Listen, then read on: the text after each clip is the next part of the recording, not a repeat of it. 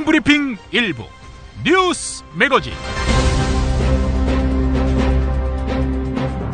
2015년 4월 22일 금요일에 인사드리는 김용민의 뉴스 매거진입니다. 경남도민일보 사설을 인용해 보겠습니다.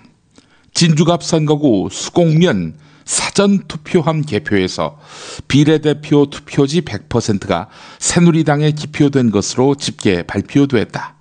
이 소식이 알려지자 직접 투표했던 지역 유권자들 중에는 새누리당을 찍지 않았다는 증언이 잇따랐다. 그렇지만 선거관리위원회는 한 유권자가 지역구 후보와 비례대표 투표를 각각 다른 정당을 찍는 교차 투표로 이런 결과가 나올 가능성이 있고 투개표 과정에서 문제가 없었다면서 제기된 의혹을 무시하려 하는 태도를 보였다.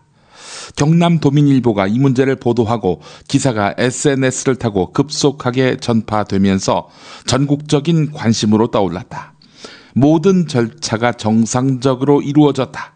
일부 증언과 개표 결과만을 갖고 조사하는 것은 어렵다 하면서 의혹을 무시하던 선관위가 그제야 조사에 나섰다. 하지만 그 조사마저도 개표 사무를 담당했던 직원이 자신들의 실수를 인정하고 이를 선관위에 알림으로써 이루어진 것이다. 네, 지금까지의 경위가 이러합니다. 하지만 이런 선관위의 해명으로 명쾌하게 진상이 가려졌다. 이렇게 믿는 사람은 몇이나 있을까요? 최초 보도를 한 경남도민일보 임종금 기자 다시 연결해 보겠습니다. 임종금 기자님. 예, 안녕하십니까. 자, 진주시 선거관리위원회가 해명을 내놓았는데요. 어떤 내용입니까? 그러니까 대학생 선거사무원을 186명을 대거 뽑아서 이번에 소개표 과정을 진행했었습니다. 진주시 선관위에서요. 개표하는 과정에서 대학생 선거사무원이 이제 표를 섞었다는 거죠. 그러니까 이제 문제가 된 수곡면과 거의 비슷한 시기에 도착한 명성면에 이제 표를 섞어서 분류를 해버렸다는 거죠. 네. 그래서 이제 그 두 곳의 표가 섞여서 지금 개표가 진행이 됐고, 그 표가 섞여서 이제 새누리당 표가 한 320표 정도, 그 정도가 이제 이렇게 분류가 되어 있었고, 그 다음에 누가 이제 위에서 하면 177표 수곡면 표를 달랬대요. 그래서 이제 분류된 표에서 하필이면 새누리당 표 177표를 골라서, 그게 이제 수곡면 표인 줄 알고, 새누리당 표 묶음에서 빼서 그 사람한테 줬다는 거죠. 예. 그 사람은 이제 그걸 이제, 수곡면 표로 처리를 했고요. 예. 다른 면의 것과 섞였다는 말, 글쎄요, 이것 진실로 볼만한가요? 어떻습니까? 그래서 이제 당시 사전 투표함 문제를 최초 제기했던 참관인들하고 얘기를 해봤는데, 사실 그 명성면이라는 곳이 야당 표가 좀 많고 새누리당 표가 좀 적었던 건 사실입니다. 생각보다는. 그래서 그 두 개 표를 그래서 나중에 이제 아마 사상 처음일 건데 재판을 거치지 않고 진주시 선관위에서 자체 의결로 해서 이제 봉인된 표를 이제 개봉해서 다시 재분류를 했습니다. 그래서 이제 표를 나눠 보니까 투표지 하단에 보면 이제 각 지역별 그 투표 감독관 직인 도장이 있거든요. 그 도장에 따라서 다시 재분류를 하니까 이제 이렇게 표를 섞어버렸던 게 증명이 됐고, 그래서 이제 그 표를 재분류를 하니까 어느 정도 그 지역의 이제 성향이나 투표 성향하고는 어느 정도 맞아떨어지게 이제 납득이 될 정도로 그래서 재검표가 됐습니다. 그래서 이제 숫자도 다 새로 바뀌었습니다. 지나친 음모론도 문제긴 합니다만은 글쎄요, 표가 섞여 있었다는 해명. 또 나중에 입증이 되긴 했습니다만은 이 모든 것이 다 선관위로부터 나온 거 아니겠습니까? 그러니까 한번 신뢰를 잃은 선관위가 파문이 커지기 전에 부정선거를 감추고 덮기 위해서 표가 섞인 것으로 둔갑했을 가능성은 없는지, 이건 뭐 사실 취재가 불가능한 영역 아니겠습니까? 선관위에서 최초 인지하고 나서 저희한테 연락 오기까지는 한 10시간 정도 걸렸고요. 그리고 그 저희한테 연락한 이후에 2시에 표를 개봉할 때까지 또 한 6, 7시간 정도 걸렸고요. 그러니까 최대 선관위가 만약에 소홀될 수 있는 시간 한 18시간 정도 됐다는 거죠. 근데 선관위 이제 창고가 있습니다. 좀 한 6평 정도 좀 흐름한 창고인데 솔직히 말하면 제가 봐도 뭐 아주 보안이 잘 돼 있는 창고는 아닙니다. 예. 창고에 보면 가보면 한 5평 정도 되는데 거기 안에 보면 이제 투표지가 가득 이렇게 박스별로 이제 쌓여 있고 예. 그 안에 이제 투표 관내 사전 투표함, 관내 사전 투표함, 본 투표함이 쭉 있고 예. 그 관내 사전 박스 안에 이제 각 지역별 사전 투표함이 있습니다. 예. 제 기사가 한 오후 4시 이때 넘어서 나왔는데, 예. 한 실제로 그게 이제 이렇게 알려지고 한 거는 한 7시나 8시가 됐기 때문에, 예. 어쨌든 제가 생각에 선관위에서 만약에 표에 손을 댔다면 그 18시간 안에 모든 것을 다 처리했어야 되죠. 예. 자, 이런 의혹을 갖는 이유는요, 사실 선거 소송을 거치지 않고 선관위 자체 결의로 봉인된 그렇죠. 투표 용지를 꺼내는 일이 벌어졌기 때문인데요. 자, 그리고 사실 경남도민일보 보도 전까지는 아무 문제가 없다던 그런 선관위 아니었습니까? 그래서 저희도 뭐 솔직히 뭐 의아하고 납득이 안 되고, 솔직히 제가 아침에 전화 왔을 때도 그랬어요. 아니 표가 섞였다는 거 홈표를 안 돼. 홈표가 될 가능성이 진짜 있느냐, 그런 일이 역사상 있었느냐, 이렇게 제가 여쭤봤어요. 선관위 그 당시 직원한테. 예. 저한테 통보해준 직원한테. 그러니까 자기도 굉장히 확률이 낮은 건 맞죠, 이렇게 얘기하더라고요. 이 모든 게 어쨌든 모든 게 선관위 얘기는 정말 극히 희박한 확률이 연이어 일어난 겁니다. 예, 만화 같은 일이 벌어진 건데. 예, 그렇습니다. 예, 그럼 어쨌든 선거 관리 엉망으로 했다는 거 아닙니까? 이것만큼은 확실하게 본인들도 인정하는 바 아닙니까? 그래서 예, 그렇습니다. 예.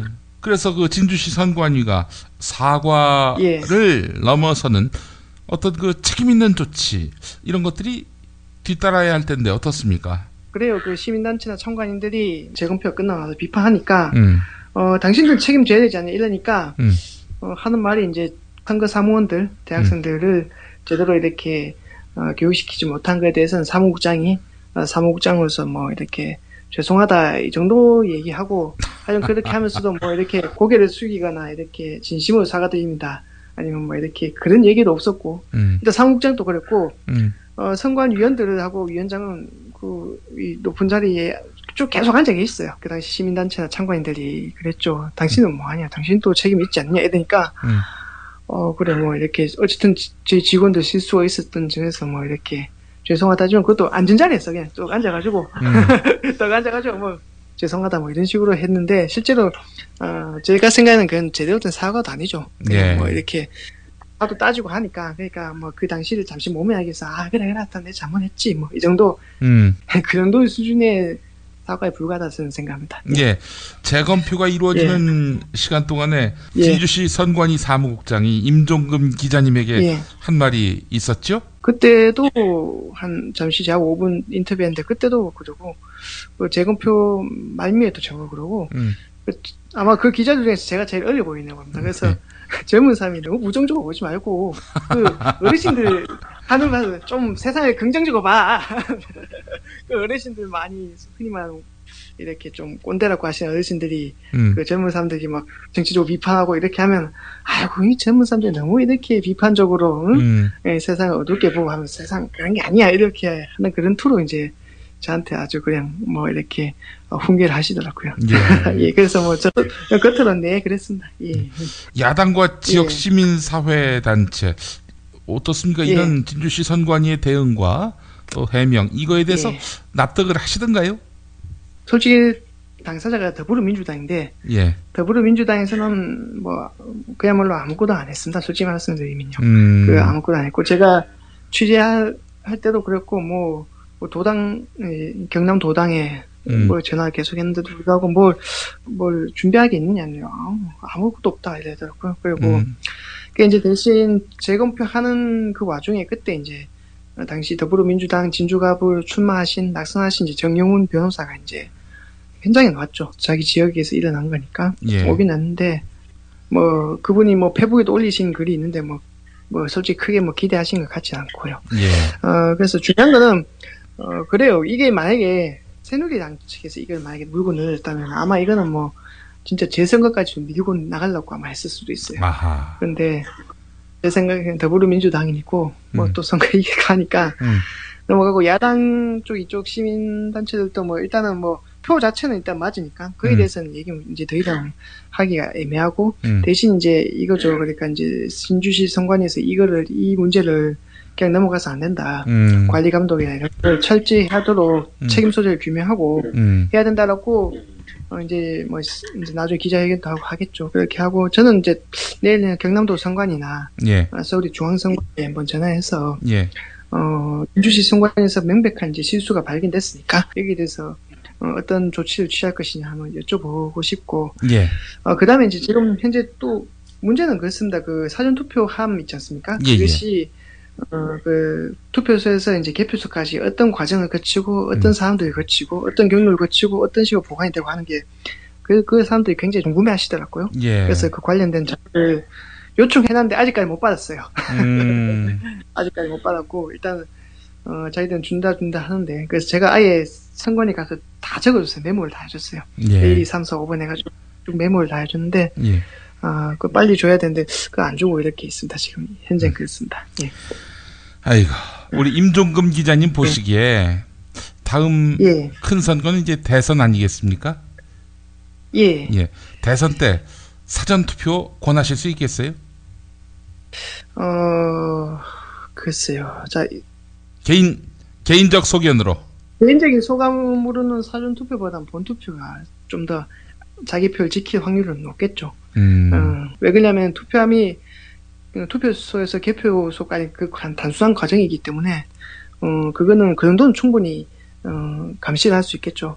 하지만 사전 투표함은 그 며칠 사이에 무슨 일이 벌어질지는 솔직히 말해서 알 수가 없는 일이고. 하여간 이번 사태 글쎄요. 뭐 선관위의 현재까지 그 해명 이거를 도저히 그 수긍하기도 어렵고요. 워낙 납득하기 어려운 만화 같은 그런 정황이었기 때문에 일들이 일어나고 있습니다. 여간 선관위를 믿을 수 없겠다 이런 국민들의 의심이 거의 확정 단계에 이른 것이 아닌가 이런 생각을 해봅니다.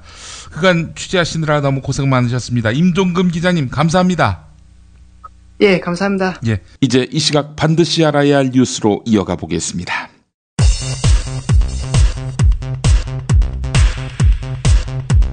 오늘 새벽 3시 51분쯤 전남 여수시 율촌면 월산리 율촌역 앞 200m 지점에서 무궁화호 열차가 탈선하는 사고가 발생했습니다.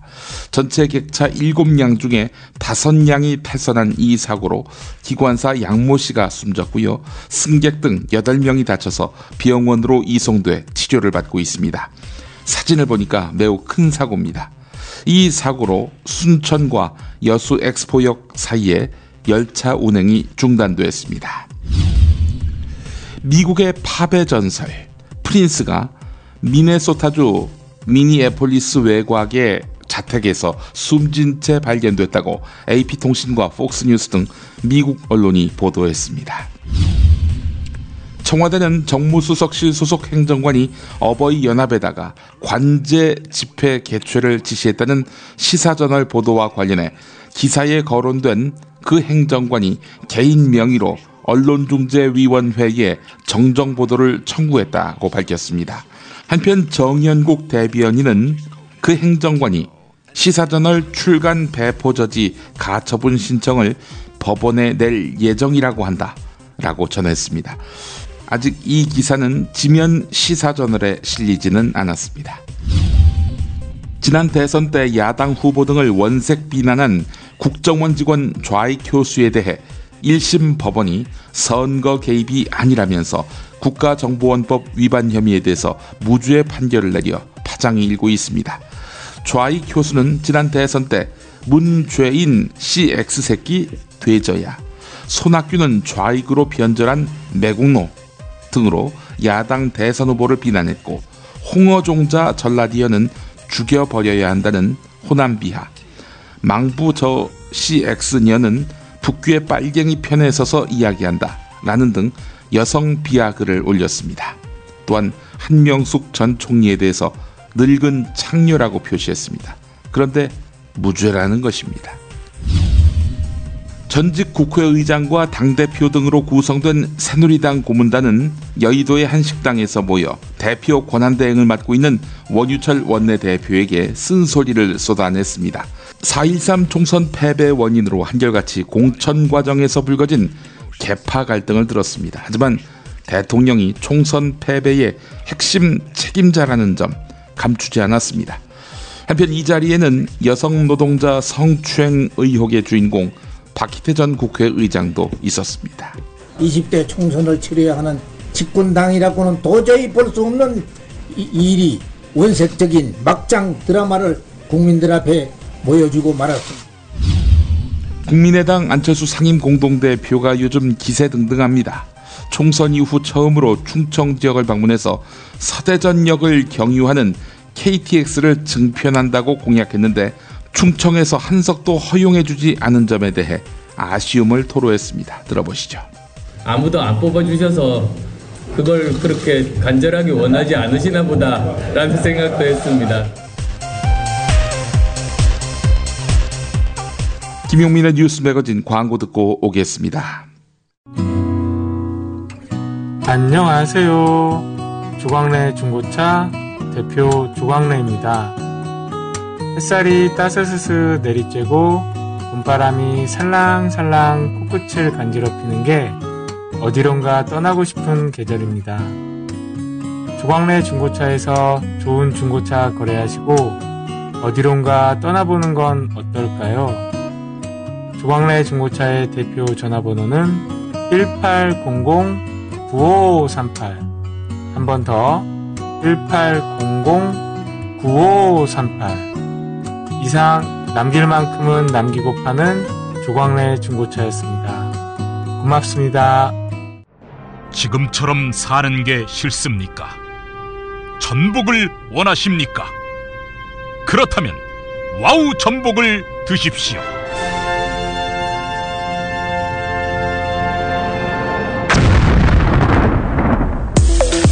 와우! 전복을 먹으면 입맛 잃고 무기력했던 삶이 전복되고 시름시름하던 몸 상태가 전복됩니다. 답답하십니까? 전복하세요. 100% 완도에서 잡은 전복 중에 전복. 와우 전복. 한 번 맛보면 또 찾게 되는 와우 전복. 네이버에서 와우 전복, 와우 전복을 입력하세요.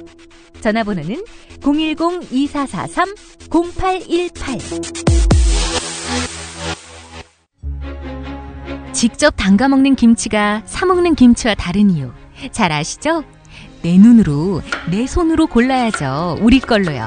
한 포기 한 포기 직접 손으로 소금을 뿌려 절이는 가장 깨끗한 손으로 정성과 진심을 담아 이 김치 쥐앗으로 못 써요. 나쁜 병균 틈타지 말아야 하니까. 건강을 위해 소금은 적당히, 그러나 맛깔나게. 내 가족이 먹을 김치니까. 가족이 먹는 김치를 하나 더 만든다는 심정으로 만든 김치, 이담채 김치. 입맛 까다로운 김어준 딴지일보 총수의 한마디. 제가 이 김치의 맛을 보증합니다. 정말 맛있어요, 이 김치는. 포털사이트 검색창에 이담채를 입력하세요. 전화주문은 1544-4586 1544-4586. 조선에 딸로서 잘하는 죄밖에 없는데. 남북 통일 만세! 새날이 올 때가 불리한 진술을 거부할 수 있습니다. 김무성 나와! 이런 민주주의를 안 할 새끼야!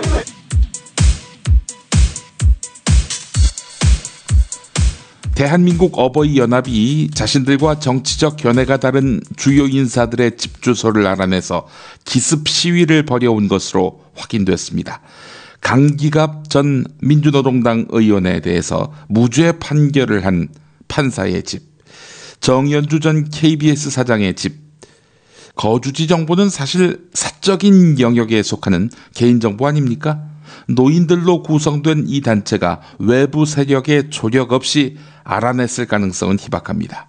권력기관으로부터 금전적 지원뿐 아니라 공격 대상까지 특정받은 정황이 나오면서 어버이연합이 보수 세력의 행동대 역할을 해온 것 아니냐 하는 의혹이 제기되고 있습니다. 어버이연합이 게다가 사무실 임대료를 자주 연체하면서도 연 수천만 원에 이르는 집회 알바비를 지급할 수 있었던 배경에 의혹이 일고 있는데요. 그러나 어버이연합 회원들 중 일부는 일당을 받고 나오는 것이 아니다 라면서 강력하게 부인합니다. 하지만 탈북 어버이연합은 받은 사실이 있었음을 밝히고 있습니다. 한편 어제 어버이연합 관련 보도를 한 시사저널의 폐간을 촉구하는 집회에 참석한 한 어버이연합 회원, 시사저널이 왜곡을 했다고 하는데 뭘 왜곡했는지는 모른다 이렇게 말했습니다. 경향신문과 미디어몽구가 촬영한 영상에서 발표했습니다. 선생님 그럼 잘못된 게 어떤 거예요? 이거 일당 받고 나온다는 거. 청와대에서 시켰다라는 이야기를. 누가 청와대에 시켜? 아니 언론 보도. 언론 보도 그 거짓말이야. 청와대 어떤 새끼가 시켜? 아니죠. 어버이연합은 지금 회비 나가대 회비가 없고 저것도 뭐야 파지 주워다 팔고 그래서 경비 쓰는 거예요. 청와대는 미칠 개새끼들이지 그거지. 청와대에서 지시했다는 건 그 개새끼들이지 개소리. 정말 한 달에 교통비 명목으로 5만 원이든 10만 원이든 정말 큰 돈입니다. 어머니들 안 그렇습니까? 그래서 어머니들은 처음에는 생활의 보탬이 돼서 나오기 시작했습니다. 지금 저기 양천이고 먼 데서 오시다 보면요 1시간 반 2시간이 걸립니다. 그 점심값이 아까워서 밥을 안 먹고 와서 참가하고 그 돈 2만 원 받아가지고 집으로 가면서 김밥 한 줄로 애우고 이렇게 생활하는 게 우리 탈북자 어머니의 현실이에요. 오늘 무슨 일 때문에 오신 거예요? 여기 무슨 왜곡하는 일이 있어요. 무슨 왜곡? 몰라 뭘 왜곡했어요. 정의당 한창민 대변인은 어제 국회 정론관에서 배후를 철저히 밝혀야 한다라고 논평했습니다. 그 부분 들어보시죠. 보수단체 어버이연합 관련 의혹이 점점 더 확산되고 있습니다. 어버이연합이 정경련에게 자금 지원을 받았다는 의혹이 불거진 가운데 이제는 청와대로부터 집회 지시를 받았다는 의혹까지 더해져서 국민들에게 더 큰 분노를 안겨주고 있습니다. 이번 사안에 대해서 청와대는 사실무근이라고 부인하고 있지만 사건의 당사자와 윤곽을 보면 수가 빤히 보입니다. 친정부 시위에 청와대의 입김까지 작용한 것이 사실로 드러난다면 보수단체의 집회와 시위가 결국 청와대와 재벌의 꼭두각시춤이라는 의심을 피하기가 힘듭니다. 청와대가 이번에도 개인적 일탈 운운하며 변명이나 꼬리 자르기로 의혹을 피해가서는 안 됩니다. 그렇게 된다면 국민적인 불신은 더욱 커가리라고 확신합니다. 현재 전경련의 자금 지원과 청와대 개입이 단지 한두 사람의 일탈이나 비리 정도로 생각하는 국민은 아무도 없습니다. 지금은 누가 과연 어떠한 이유로 여론을 조작하고 국민들의 입을 막고 눈을 가리려 했는지 그 흑막과 배후를 철저하게 밝혀야 할 때입니다.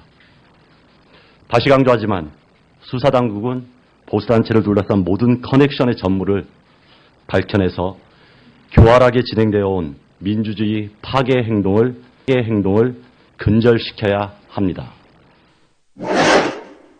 이종걸 더불어민주당 원내대표는 김종인 비상대책위원회 대표 합의 추대 논란과 관련해 어찌 보면 그럴 권한이 있느냐 이렇게 이야기하는 분들도 있겠지만 문재인 전 대표의 생각이 중요하다면서 문재인 전 대표에게 입장 표명을 압박했습니다.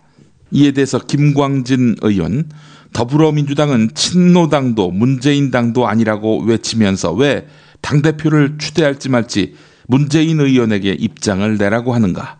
내가 광주에서 직접 들었을 땐 선거 끝나고 전당대회가 있다고 우체국 앞에서 말하던데 이미 문재인 전 대표가 선거 전에 전당대회가 있을 것임을, 그러니까 새 대표 선출이 있을 것임을 밝혔다는 그런 사실을 전하고 있는 것입니다. 이종걸 원내대표 인터뷰를 들어보겠습니다. SBS 라디오 한수진의 SBS 전망대와의 인터뷰 들어보시겠습니다. 김종인 대표는 지금 당대표 추대 논란 자체가 불쾌하다. 문재인 전 대표가 대선까지 당 이끌어달라고 했다. 이렇게 말하지 않았습니까? 그래서 문재인 전 대표가 당대표를 약속해 준 거나 다름없지 않느냐 하는 얘기도 나오고 있는데요. 어떻게 보세요? 비대위에서도 한 번은 이제 이런 게 이렇게 부담스럽다라고 얘기를 하셨어요. 네. 그리고 본인은 한 번도 합의주대 해달라고 얘기한 적이 없어요. 저에게도 예. 저희 어떤 가까운 분들한테도 늘 만나는 비대위라든지 기타 당무를 위해서 논의하는 분들과도 그런 상의를 해본 적이 없습니다. 그러니까 문제들이 공연히 김종인 비대위 대표를 그냥 흔드는 그런 방식으로 진행돼서도 안 될 것이고, 우리가 또 종전에 있었던 것처럼 뭐 개파 간의 그런 이견의 표출로 인해서 당이 이렇게 자꾸 흔들리는 모습 보여주는 것도 안 좋을 것이고, 왜냐면 지금 우리가 해야 될 일은 국민 보여주신 그 표심, 국민이 우리 일당 만들어주신 의지는, 뜻은, 그것은 경제 살리기, 경제에 총력을 다하라고 하는 것이고요. 야당이지만 책임을 져야 된다라고 하는 이제 막중한 생각들을 우리 의원들이 많이 하시는 것 같기 때문에 그런 면에 비추어서는 이것은 좀 이제 약간 벗어난 얘기다라고 생각하고 뭔가 빨리 결정을 했으면 좋겠습니다. 좀 문재인 전 대표가 말을 아끼고 있는데요.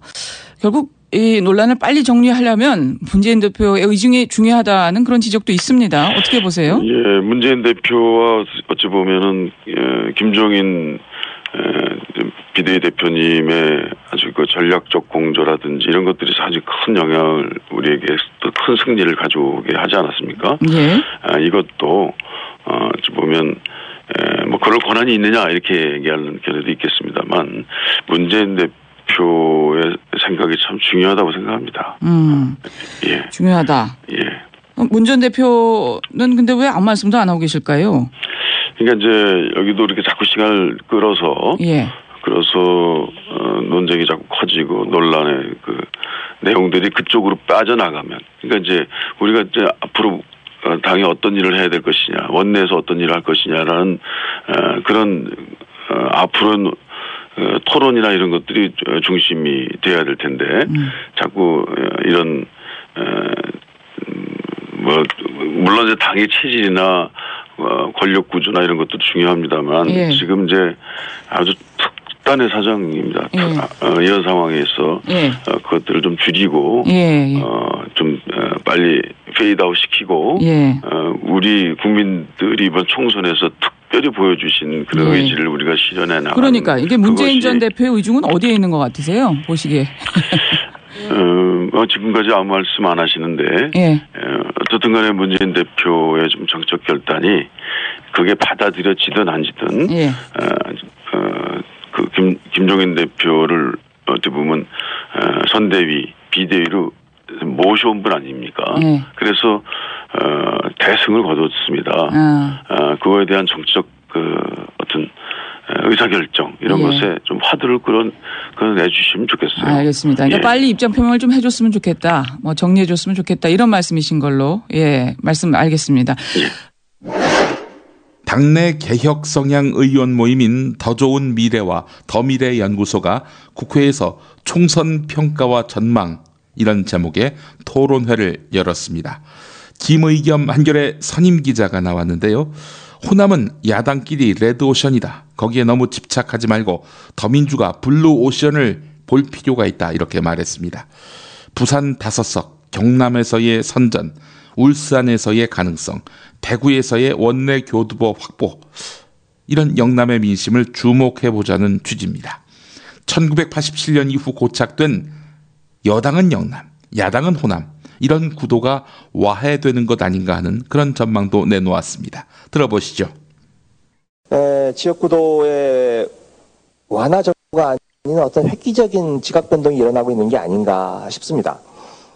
그 전까지 지역구도의 완화 그러면 경상도와 전라도가 하나씩 주고받는 기브앤테이크를 하는 김부겸 찍어줬어? 그럼 우리 이정현 찍어줄게. 이렇게 그 하나씩 주고받는 완화였다면 이번은 그런 게 아니고 호남이 통째로 제3의 선택을 한 겁니다. 그건 진짜 엊그제 일본에서 일어난 그런 지각 변동만큼 이 충격적인 일인데 그로 인해서 그 그게 진앙이 돼서 다른 지역에까지도 여파가 퍼졌다. 그래서 그동안 87년 대통령 선거 이후 민주당은 그냥 호남당이라고 하는 딱지가 붙어 있었고, 그리고 지역 감정을 벗어나지 못했던 그런 일반 유권자들이 이번 변화를 보면서, 특히 아까 우리 박 의원님은 문재인 전 대표의 광주 방문이 효과가 없었다라고 생각을 하시는데, 저는 거꾸로 그 퍼포먼스죠, 일종의. 그 퍼포먼스가 다른 지역의 유권자들로 하여금 이제 민주당은 호남당이 아니구나라고 하는 인식을 이미지적으로 굉장히 각인시킨 효과가 있었던 게 아닌가, 저는 그렇게 싶습니다. 그래서 기존의 어떤 지역 감정의 그 사슬에 얽매여 있던 것들을 좀 벗어나서 심리적 장벽을 뛰어넘어서 투표할 수 있었던 그런 영향은 없었나, 한번 찬찬히 한번 살펴봐야 된다고 생각을 합니다. 그게 이제 부산 경남에서는 낙동강 벨트를 중심으로 하는 8개의 노무현 대통령이 권력을 쥐고 있는 상태에서도 가져보지 못했던 의석을 이번에 가져왔다는 점이고, 그게 PK뿐만 아니라 전국적으로 이 고른 지지층, 어떻게 보면 어떤 보편적인 그 국민의 표를 더불어민주당이 이번에 얻었다. 그리고 그건 하여튼 뭐 잘해서라기보다는 더불어민주당이 꼭 잘해서라기보다는 뭔가 하여튼 이 체질 변화나 앞으로 방향에 있어서 굉장히 좀 어떤 바로미터로서 한번 지켜봐야 되는 게 아닌가 싶습니다. 그리고 뭐 약간 좀 오버일 수는 있는데, 그런 의미에서 이게 90년 3당 합당 이전에 YS가 중심이 됐던 어떤 통일민주당 성향의 표, 이런 것들이 어떻게 형성되거나 좀 복원되는 게 아닌가? 고연령층 중심으로 보면 한번 그 점도 한번 유의 있게 한번 봐야 될 필요가 있다라고 생각을 합니다.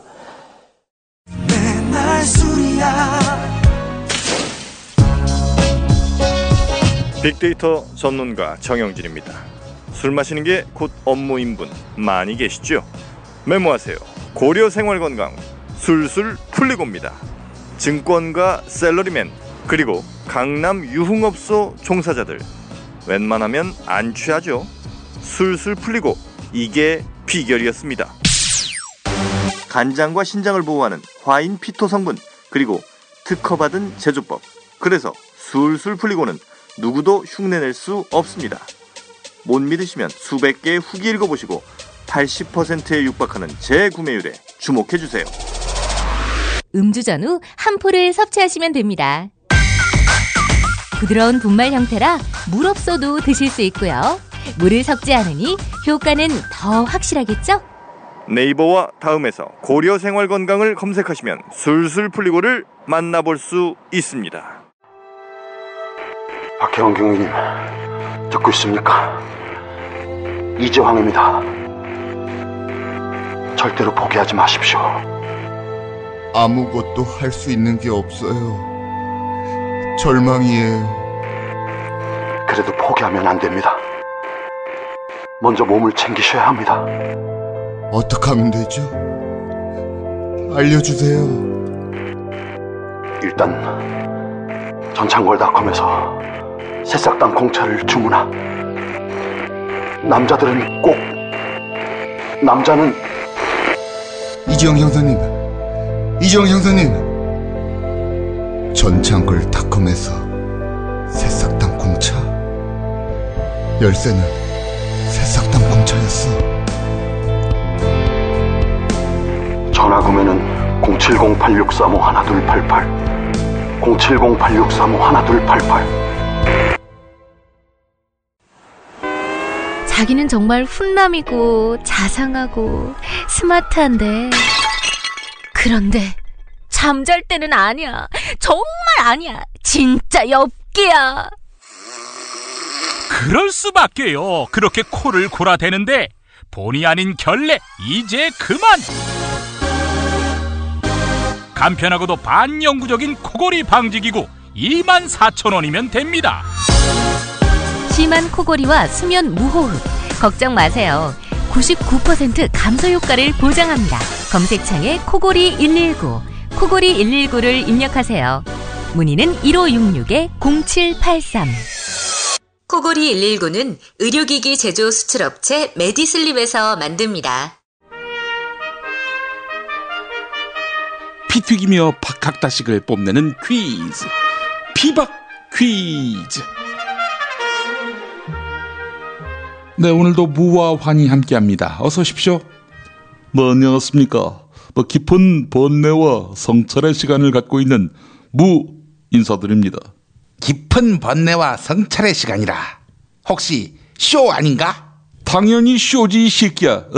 그러면 진짜로 번뇌와 성찰을 해야겠냐? 아니 그러면은 깊은 번뇌와 성찰의 쇼를 하고 있는 무 인사드립니다. 이래야지. 그건 니나 해라. 그리고 말이다. 어제 그 새누리당 원로분들이 모여서 선거 총평하는데 내 이야기는 나온 게 없다. 막장 공천 그리고 청와대 각하 책임 이런 얘기만 오간 거 아니냐? 내 얘기는 없을 무였다. 예, 거기 모이신 분들 역전의 용사가 많대. 특히 캐디를 홀마다 다니면서 성추행했던 박희태 형도 오셨고 말이야. 이 박희태 형이 섞인 회의에서 새누리당이 오만했다. 이런 소리가 나오는데 말이야. 내가 웃음이 멈추지 않았어요. 내가 여기에 어떻게 반응해야 할지. 야, 환아, 너한테 코멘트를 요구한 사람 있냐? 없잖아, 이 새끼야. 없으면 반응하지 마. 묻지도 않는데 왜 대답하냐? 그리고 탁 터놓고 얘기해보자. 공천 과정에서 밑바닥 민심 들여다보고 공천하자면서 내가 안심번호 공천제 도입하자고 했지. 그때 친박 니들이 뭐라고 했냐? 친노 정책 흉내내지 말라고 지랄했지 이 씨발 새끼들아. 그래놓고 들판에 오줌 갈기듯 제멋대로 공천할 때 내는 잘못됐다. 이게 아니다. 계속 이랬어. 그런데 이한구를 위시한 너희 친박들 뭐라고 했냐? 바보 같은 소리 하지 말라 이랬지. 내가 만약에 도장 찍어줬으면 이 선거 결과가 뒤바뀌었을까? 말해봐 이 새끼야. 보면 무는 미꾸라지 같아. 공로를 취할 일이 있으면 정말 콩 한 톨 남김없이 다 가져가고 손해볼 것 같다 싶으면 남한테 다 뒤집어 씌워요. 손바닥도 마주쳐야 가능한 일이지. 똥바가지 뒤집어 써주는 상대가 있어야 나란 미꾸라지도 있는 기다. 똥박 쓰는 환희와 그 친박들. 야 환아, 이참에 친박이 아니라 똥박이라고 하면 좋지 않겠어? 닥쳐. 당신 대선 후보 경선 때 재미없을 거야. 새누리당 절대 다수가 친박으로 세팅됐으니까. 당신 미끄러지면 대선 경선에서 탈락하면 탈락 축하 화환 내가 보낼 거라고. 보내기만 해 이 새끼야. 나노 기술을 동원해서 원자 단위로 쪼개서 니네 집으로 돌려보낼 테니까 이 새끼. 어이 사회자, 그 꽃배달 회사 전화번호가 어떻게 돼? 네. 저희 김용민 브리핑 광고 중인 좋은 사람과 플라워지요. 자, 험지 전문 꽃배달 서비스 업체 좋은 사람과 플라워. 전화번호가 1566-0263. 1566-0263. 네. 5월을 맞아서 어버이날 이벤트도 한다고 합니다. 여러분 관심 많이 가져주시고요. 그동안 고생한 어버이연합에도 보내시면 좋겠네요. 어버이연합? 나한테 상습 마약 투입 사위 운운했던 그 어버이연합? 하나 보내긴 해야겠네. 축 개털림 마약장인 무 이래 또 보내주냐? 당연하죠. 좋은 사람과 플라워는 약 빨고 배달하는 업체입니다. 자, 다시 전화번호 1566-0263 1566-0263입니다. 자, 오늘 문제 드리겠습니다. 이승환 씨가 신곡을 발표했습니다. 이 앨범의 대표곡 이름을 맞춰주시는 건데요.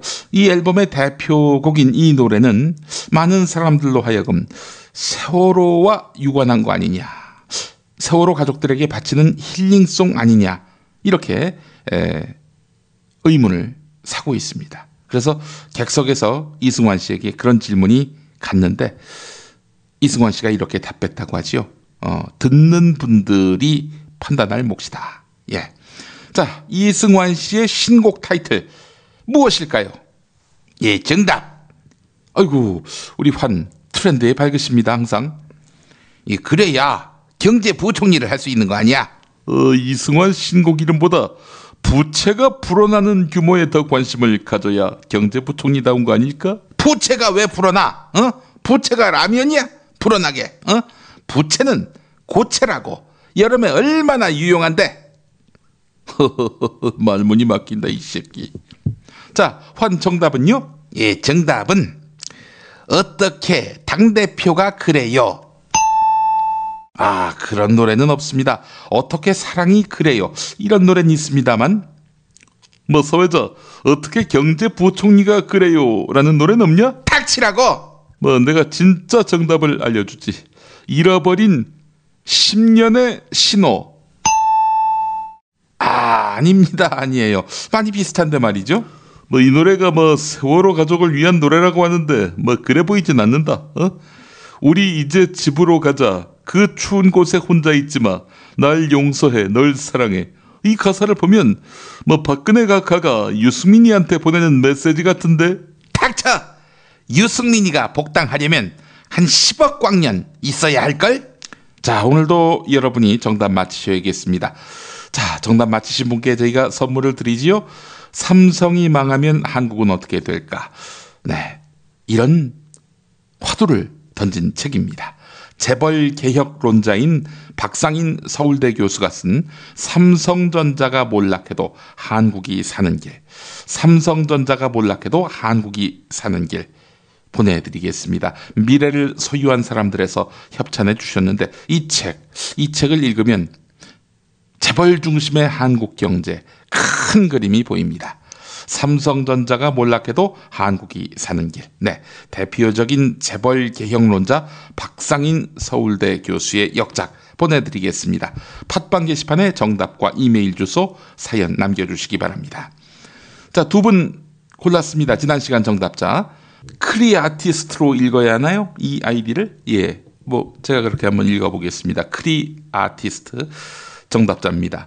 네, 정답 한국경제신문 맞히셨고요. 어떤 곳에 던져지더라도 스스로 살아갈 수 있는 독립인이 되면 성공은 아니더라도 자족하며 살아갈 방편과 경륜이 쌓일 것이고 행복하리라는 신념으로 살아왔습니다. 어디 가나 보이는 종편의 유치한 보도 행태 때문인지 정치판이 토론과 담론은 없고 몸싸움과 우격다짐만 난무하는 세태. 도무지 이해가 안 됐기에 정치를 외면하고 살았습니다. 그러다가 지금도 연상하면 가슴이 먹먹한 세월호 사건이 저를 팟캐스트에 눈을 돌리게 했습니다. 더불어 사는 세상이 참 행복임을 알았기 때문입니다. 라면서 또 저에게 격려의 말씀도 남겨주셨는데요. 고맙습니다. 정답 한국경제신문 맞히셨고요. 킨더가르텐 님도 정답 맞히셨습니다. 킨더가르텐, 이 유치원 아닌가요? 네. 저는 유치원 교사 임용을 준비하는 임용준비생입니다. 아침에 공부하러 가면서 김용민 브리핑을 통해서 오늘 우리나라 상황에 대해서 알게 됩니다. 들으면 들을수록 우리나라가 과연 민주주의 국가인지 반상제 국가인지 의심이 들더군요. 특히 이완배 기자님의 경제의 속사를 들으면 말이죠. 분명히 우리나라 국민은 존엄과 가치가 있고 행복을 추구할 권리가 있다고 헌법에 명시돼 있는데 왜 그저 자신의 욕심 때문에 그런 간단한 이치를 무시하게 되는 것일까요? 분명히 그들도 교육을 받았을 텐데 말입니다. 하루빨리 정권이 교체돼서 대한민국이 적어도 인권이 보장되는 나라가 되기를 기원하며 살기 좋은 나라가 되기를 기원합니다. 라고 하셨습니다.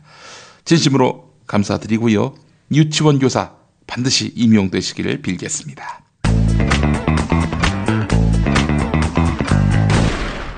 박근혜 왜 저러지? 문재인, 김무성, 안철수는 또 왜 저러지? 뉴스로는 알 수 없는 진짜 정치 현장 이야기. 한겨레 정치팀 기자들이 취재 수첩을 낱낱이 공개합니다. 본격 정치관찰 팟캐스트. 언니가 보고 있다. 팟빵에서 언니를 검색하세요. 정치 한 건에서 시간입니다. 오늘도 한겨레 정치팀 정치바 김태규 기자 만나보겠습니다. 김태규 기자님. 네, 안녕하세요. 예. 자, 새누리당 지지자 전통적인 지지자들 하면은 뭐 40대 말부터 50대, 60대, 70대 이르는 이런 중장년층이라 할 수 있을 텐데 이들 상당수는 또 박근혜 대통령 지지자고 그들이 또 박근혜 대선 당선의 핵심적인 그런 주축 아니었겠습니까? 네. 예. 이들이 왜 이번 총선에서 새누리당을 떠났는지 그 이유를 짚은 기사가 한겨레에 실렸군요. 예, 그렇습니다. 어찌 보면 새누리당의 참패는 하여튼 지난 대선 때 박근혜 대통령을 찍었던 그리고 전통적으로 새누리당을 지지했던 사람들이 왜 이번에 이탈을 했는지 그 부분이 가장 재밌는 포인트일 것 같아서요. 예. 저희가 수도권에 4050 8명 성인 남녀 8명 4050 8명을 저희가 포커스 그룹 인터뷰를 이제 진행을 했습니다. 포커스 그룹 인터뷰 이게 뭡니까? 네네. 그러니까 이제 표적 집단 심층 인터뷰라고 해서요. 어떤 특정한 그룹의 사람들을 모아놓고 저희가 궁금한 부분을 이제 아주 깊게 물어보는 거죠. 여론조사 같은 경우에는 많은 사람들을 대상으로 이제 간단한 걸 질문하는 것 반면에 FGI 같은 경우에는 소수의 사람들을 모아놓고 이 사안에 대해서 깊게 질문을 해서 통찰, 그 인사이트를 얻으려는 그 목적의 이제 인터뷰라고 할 수 있겠습니다. 여론조사 같은 경우 단답을 요구한다면은 FGI 같은 경우에는 그 깊은 속내를 들을 수 있다. 이런 점에서 차이가 있군요. 그래서 이분들은 총 8명인데 2012년 대선 때 박근혜 후보를 찍었던 사람들이고요. 예. 그리고 비교적 지금까지 새누리당을 대체로 지지했던 이 분들인데 이번에는 다 정당 투표와 지역구 후보에서 모두 새누리당을 찍지 않았던 분들입니다. 8명이 전부. 도대체 그러면 왜 그런 투표 성향을 보이게 됐는지 이제 그런 부분을 이제 물어본 건데요. 일단 그 서울시 도봉구에 사는 50대 전업주부는 예. 박근혜 대통령이 대통령 되기 전에는 선거를 승리로 이끄는 모습 그런 고집이 참 좋아 보였다 이렇게 얘기를 했어요. 예. 그런데 대통령이 되면 바뀌어야 하지 않냐. 그런데 더 떠받들거나 남의 말을 무시하거나 소통이 안 되는 게 갈수록 더해지더라. 예. 새누리당을 개인의 당처럼 만들려고 한다. 그래서 기대감이 거의 없다. 그래서 이번 총선에는 그 지역구에서는 더불어민주당, 그 정당 투표는 국민의당에 표를 줬다고 하고요. 예. 종로에 그 임대업을 하는 50대 남성은요. 끝까지 고민을 했다고 하지만 또 역시 지역구는 더불어민주당, 정당 투표는 국민의당에 표를 줬습니다. 예. 뭐라고 얘기를 했냐면 박근혜 대통령이 너무 과하게 자기 고집대로만 밀고 갔다. 그래서 참패했다. 그 고집의 그 대표적인 사례로 테러방지법을 들었고요. 예. 민주화로 지금 잘 가고 있는데 너무 억압을 하고 있다. 그러면서 좌단 말미에 입조심을 해야 한다. 뭐 이런 식으로 농담 비슷하게 말을 이제 던졌다고 하고. 예. 분당의 40대 그 직장인은 지금까지 계속 그 새누리당에만 뽑아 표를 했다고 하는데요. 예. 근데 최근 1, 2년 사이에 생각이 좀 많이 바뀌었다고 합니다. 그 경제적인 어려움, 경제난을 이유로 들었는데 그 가계부채가 사상 최고로 올라가는데 증세 없이 어떻게 해결할 건가. 하라산처럼 분명히 터질 텐데 분명히 잘못하고 있는데 막고 있는 거다. 그런 생각이 쌓이다 보니 지지하는 정당 후보를 바꾸게 됐다. 그래서 이번 정권은 소통 부재가 아니라 그 이상 단절이다. 박근혜 대통령을 너무 여왕처럼 떠받들어주고 있다. 그런 생각을 하다 보니 지지하던 당이 변하게 됐다. 이렇게 얘기를 했습니다. 예. 그리고 그 서울 서초구에 사는 전업주부, 40대 전업주부는 이번에는 그 지역구와 정당 투표 모두 더불어민주당이 이제 몰아줬습니다. 그 이유로 새누리당 후보가 싫었던 건 아닌데 이번에는 더불어민주당 당만 보고 찍었다. 그 이유는 문재인이 매력적이었다. 사람을 영입하는 태도나 대하는 방식이 매력이어서 그냥 당만 보고 다 더불어민주당에 표를 줬다. 이렇게 얘기를 했고요. 그 강서구의 40대 그 여성 입시학원 상담실장인데요. 예. 이분은 국회의원들이 권력을 떠나 국민을 위해 해야 하는데 새누리당 의원들은 박근혜를 위한 정치를 하더라. 그래서 아버지 박정희 때가 많이 떠올랐다. 유신 체제, 현 시점과 너무 안 맞는 불통. 제가 과거에 느꼈던 박근혜 이미지와 너무 달랐다. 이렇게 얘기를 했고요. 그리고 송파구에 사는 50대 남성은 국민의당에 표를 다 몰아줬습니다. 새누리당이 하도 나빠서 예. 국민의당에 표를 몰아줬다고 하고요. 예. 뭐 공천이나 무슨 공무원 연금 문제, 세월호, 메르스 대응 뭐 이런 게 이해가 다 잘 안 됐다. 예. 이렇게 얘기를 했고 앞으로도 박 대통령 자기 고집을 피우면 이제 계속 못할 것 같다고 얘기하면서 국민의당의 표를 몰아주면서 친노에 대한 이제 비판을 좌담 내내 계속 이어갔는데요. 예. 그러면서 중도 통합 단일화 후보를 찍겠다면서 안철수 후보, 안철수를 대선에서 이제 지지하겠다 이렇게 얘기를 했고, 예. 중도가 외연을 이제 넓혀야 한다 이제 이런 얘기를 했습니다. 주로 이제 이런 그 어떤 박근혜 대통령의 어떤 경제적인 실정, 뭐 불통, 새누리당 의원들의 어떤 국민을 위한 정치가 아니라 여왕님을 위한 정치, 이런 부분에 대한 실망 때문에 새누리당 지지를 거두고 야당으로 표심을 돌렸다. 이런 얘기들이 주류를 이뤘습니다. 예. 이런 분들이 많이 계시는군요. 박근혜 정권에 실망을 해서 안철수를 택했다. 적지 않네요. 그런 분들이. 예, 그렇습니다. 예. 그런 분 중에서도 또 문재인 전 대표한테 또 인간적인 매력을 느껴서 당만 보고 찍었다는 더불어민주당에 이제 몰아줬다는 분도 있고요. 예. 여러 그 새누리당 지지층이 어쨌든 이번 선거를 계기로 여러 표심으로 좀 분화가 된 것 같습니다. 예. 이런 생각을 하시는 분들도 아마 많이 계실 거예요. 우리 애청자분들이. 아니 박근혜가 그렇게 실망을 줄 거라고 예상을 못했나? 이렇게 생각하시는 분들이 많을 텐데 그만큼 이 평범하게 사시는 분들, 이분들한테 이 권력의 실체, 민낯이 드러나게 되기까지 참 많은 시간과 또 많은 과정들이 필요했다. 그런 생각이 들었는데요. 이 말은 무슨 말이냐? 언론이 그동안 그렇게 박 대통령에 대해서 분치를 많이 했었다는 거죠. 그렇기 때문에 이 주류 언론에 의해서 과도하게 현 정권이 이미지 메이킹된 측면이 있다. 그럼에도 불구하고 국민들이 결국은 알게 된다. 이런 판단을 하게 됩니다. 예. 자, 그렇다면은 이분들이 앞으로 대선에서는 누구를 찍을 것인지 이것도 상당히 궁금할 것 같은데요. 예, 일단은 오랫동안 새누리당을 지지했던 분들이고 예. 그렇기 때문에 아직까지는 완전히 돌아섰다고 보기는 어려울 것 같아요. 예. 그래서 뭐 서울 도봉구의 그 전업주부 50대 전업주부는 대통령 선거 때 새누리당이 지금까지와 다른 모습으로 많이 바뀌어 있다면 그래서 그쪽에서 괜찮은 사람이 나오면 그쪽을 찍을 것 같다. 그래서 다시 옛날 사랑, 첫사랑으로 돌아갈 그런 이제 그 뜻을 이제 비췄고요. 예.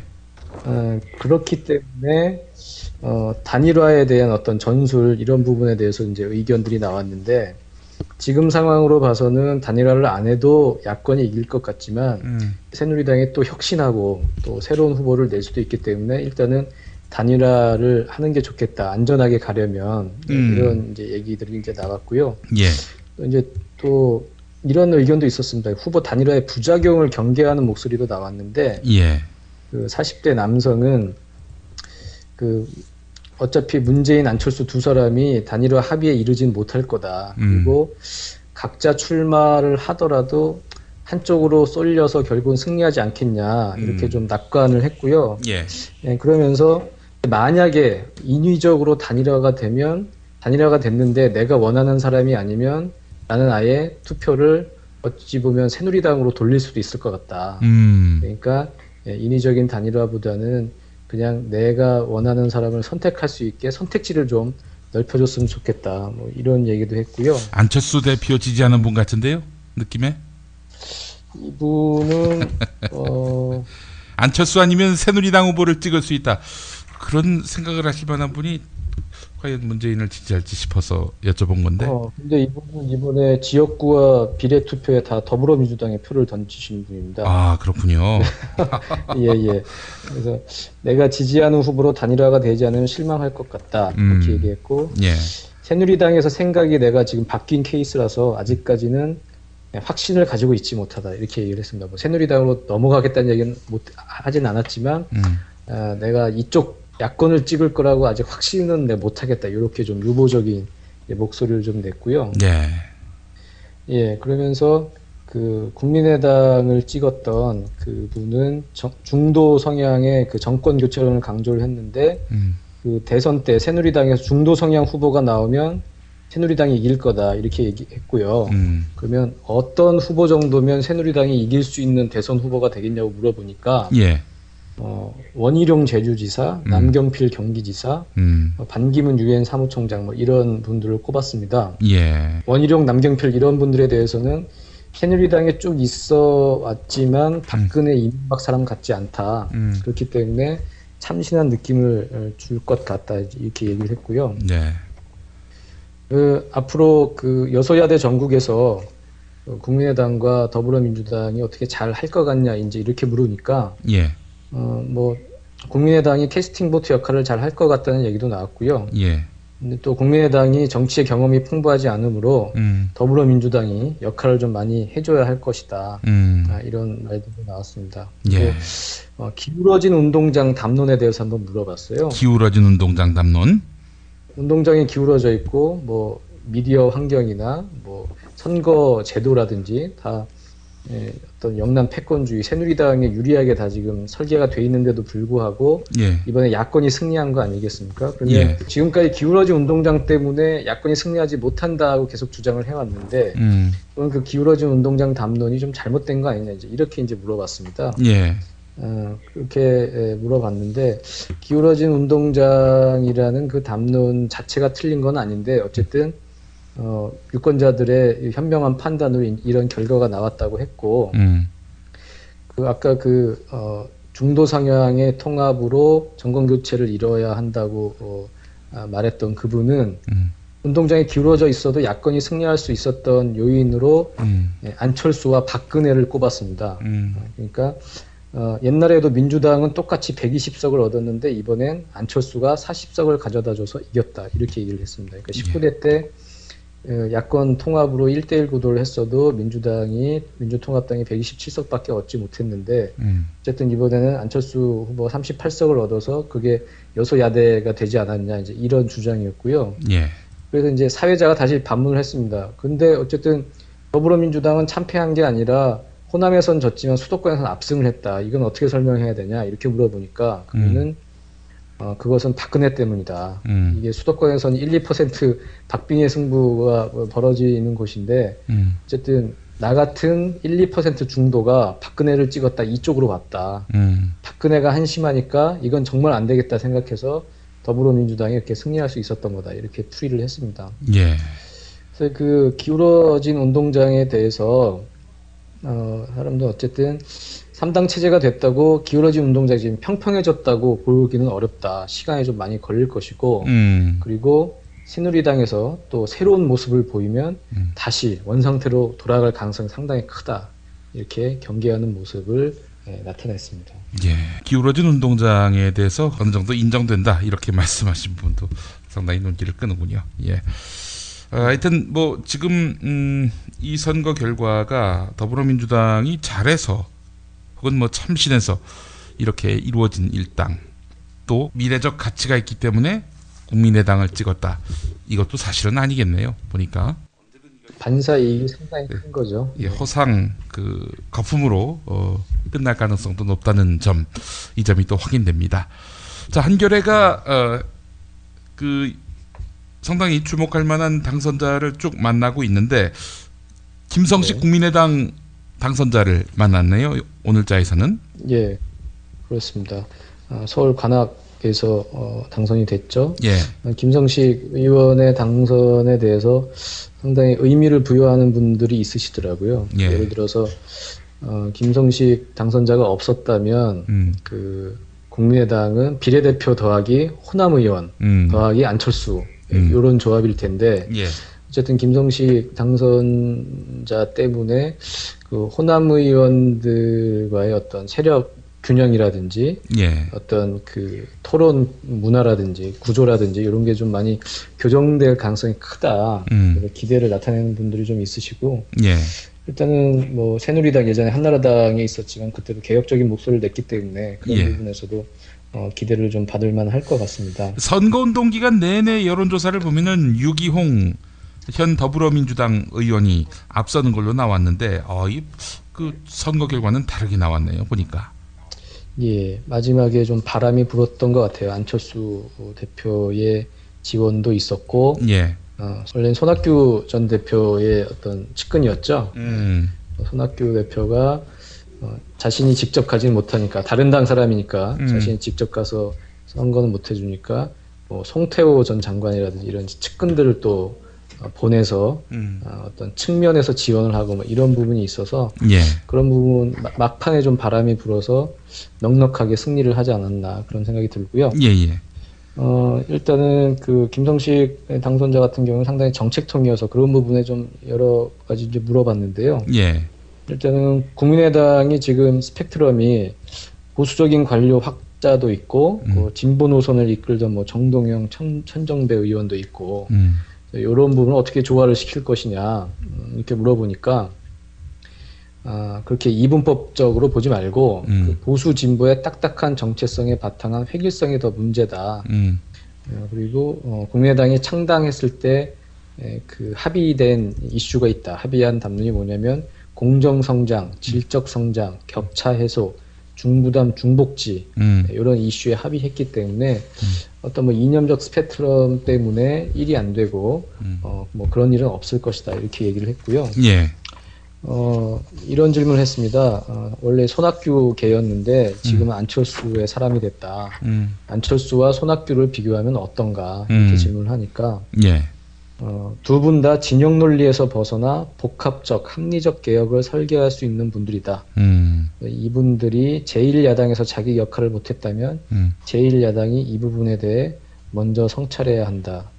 상당히 좀 극찬을 했네요. 예. 예, 이렇게 얘기를 했고 한때 몸담았던 새누리당을 향해 고언을 좀 해달라고 하니 연합정치라는 키워드를 내세웠습니다. 그 적극적 민주주의를 위한 새로운 연합정치의 실험이 이루어져야 한다. 그러려면 대통령과 청와대가 먼저 성층권에서 내려와서 정치 주체 일원으로 수평적 논의에 참여해야 한다. 예. 우리가 추구하는 연합정치의 대상에는 새누리당도 포함된다. 이렇게 얘기를 했습니다. 예. 연합정치 대상에 새누리당도 일원이 될 수 있다. 이거 어떻게 봐야 됩니까? 이거는? 양쪽을 이게 지금 캐스팅 보터의 역할을 하려면 그 양쪽과 다 얘기를 해야 한다는 거고요. 예. 어쨌든 국민의당은 더불어민주당과 합쳐도 과반, 새누리당과 합쳐도 과반이잖아요. 예. 그러니까 물론 180석까지는 되지는 않지만 어쨌든 그 자신들이 존재감을 드러내기 위해서는 그리고 중재자의 역할, 그 이미지를 주기 위해서는 본인들이 생각하기에 좋은 정책에 있어서는 새누리당과도 협력할 수 있다. 이런 이제 메시지를 던진 거고. 캐스팅 보트를 중간에서 제대로 행사하겠다. 이런 얘기네요. 그렇죠. 그리고 대통령과 청와대가 먼저 성층권에서 내려오라는 것은 그 오만과 불통, 이런 비상식, 몰상식에서 벗어나서 뭔가 좀 민생, 국민을 위한 정책을 위해서 조금 더 인간적으로 좀 바른 길로, 옳은 길로 좀 내려와라, 지금 이런 얘기인 것 같아요. 그렇게 된다면 너희들도 우리 국민의당의 연합의 대상이 될 수 있다. 이런 메시지인 것 같습니다. 예, 알겠습니다. 자, 김성식의 꿈이 현실에서 실현될지 또 국민의당의 정체성을 강화하는데 도움이 될지 한번 지켜보도록 하겠습니다. 한겨레 김태규 기자와 함께했습니다. 김 기자님 수고하셨습니다. 예, 감사합니다. 예. 공화국 참치 논평, 구이동 대양 참치를 맛보지 못한 국민 여러분은 진정한 참치 맛을 보기 위한 강도 높은 중대 조치를 취하실 계획을 표명하시고 곧장 구이동으로 달려오시기 바란다. 참치에 대한 체질적인 거부감과 적개심을 노골적으로 드러내는 분도 구이동 대양 참치에 오시면 추호도 용납할 수 없는 포악무도한 폭식 행위를 자행할 것이다. 구이동 대양 참치. 월요일 참치데이 이벤트, 화요일 참치머리 서비스로 함께합니다. 주차장 걱정 마시고요. 대중교통은 서울 지하철 2호선 구의역 2번 출구에서 5분 거리입니다. 대양 참치 구의정 02-455-8087.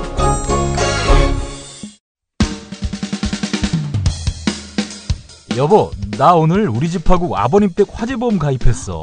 뭐라고? 아이, 놀라지 마. 다 합쳐서 월 10,000원이라고.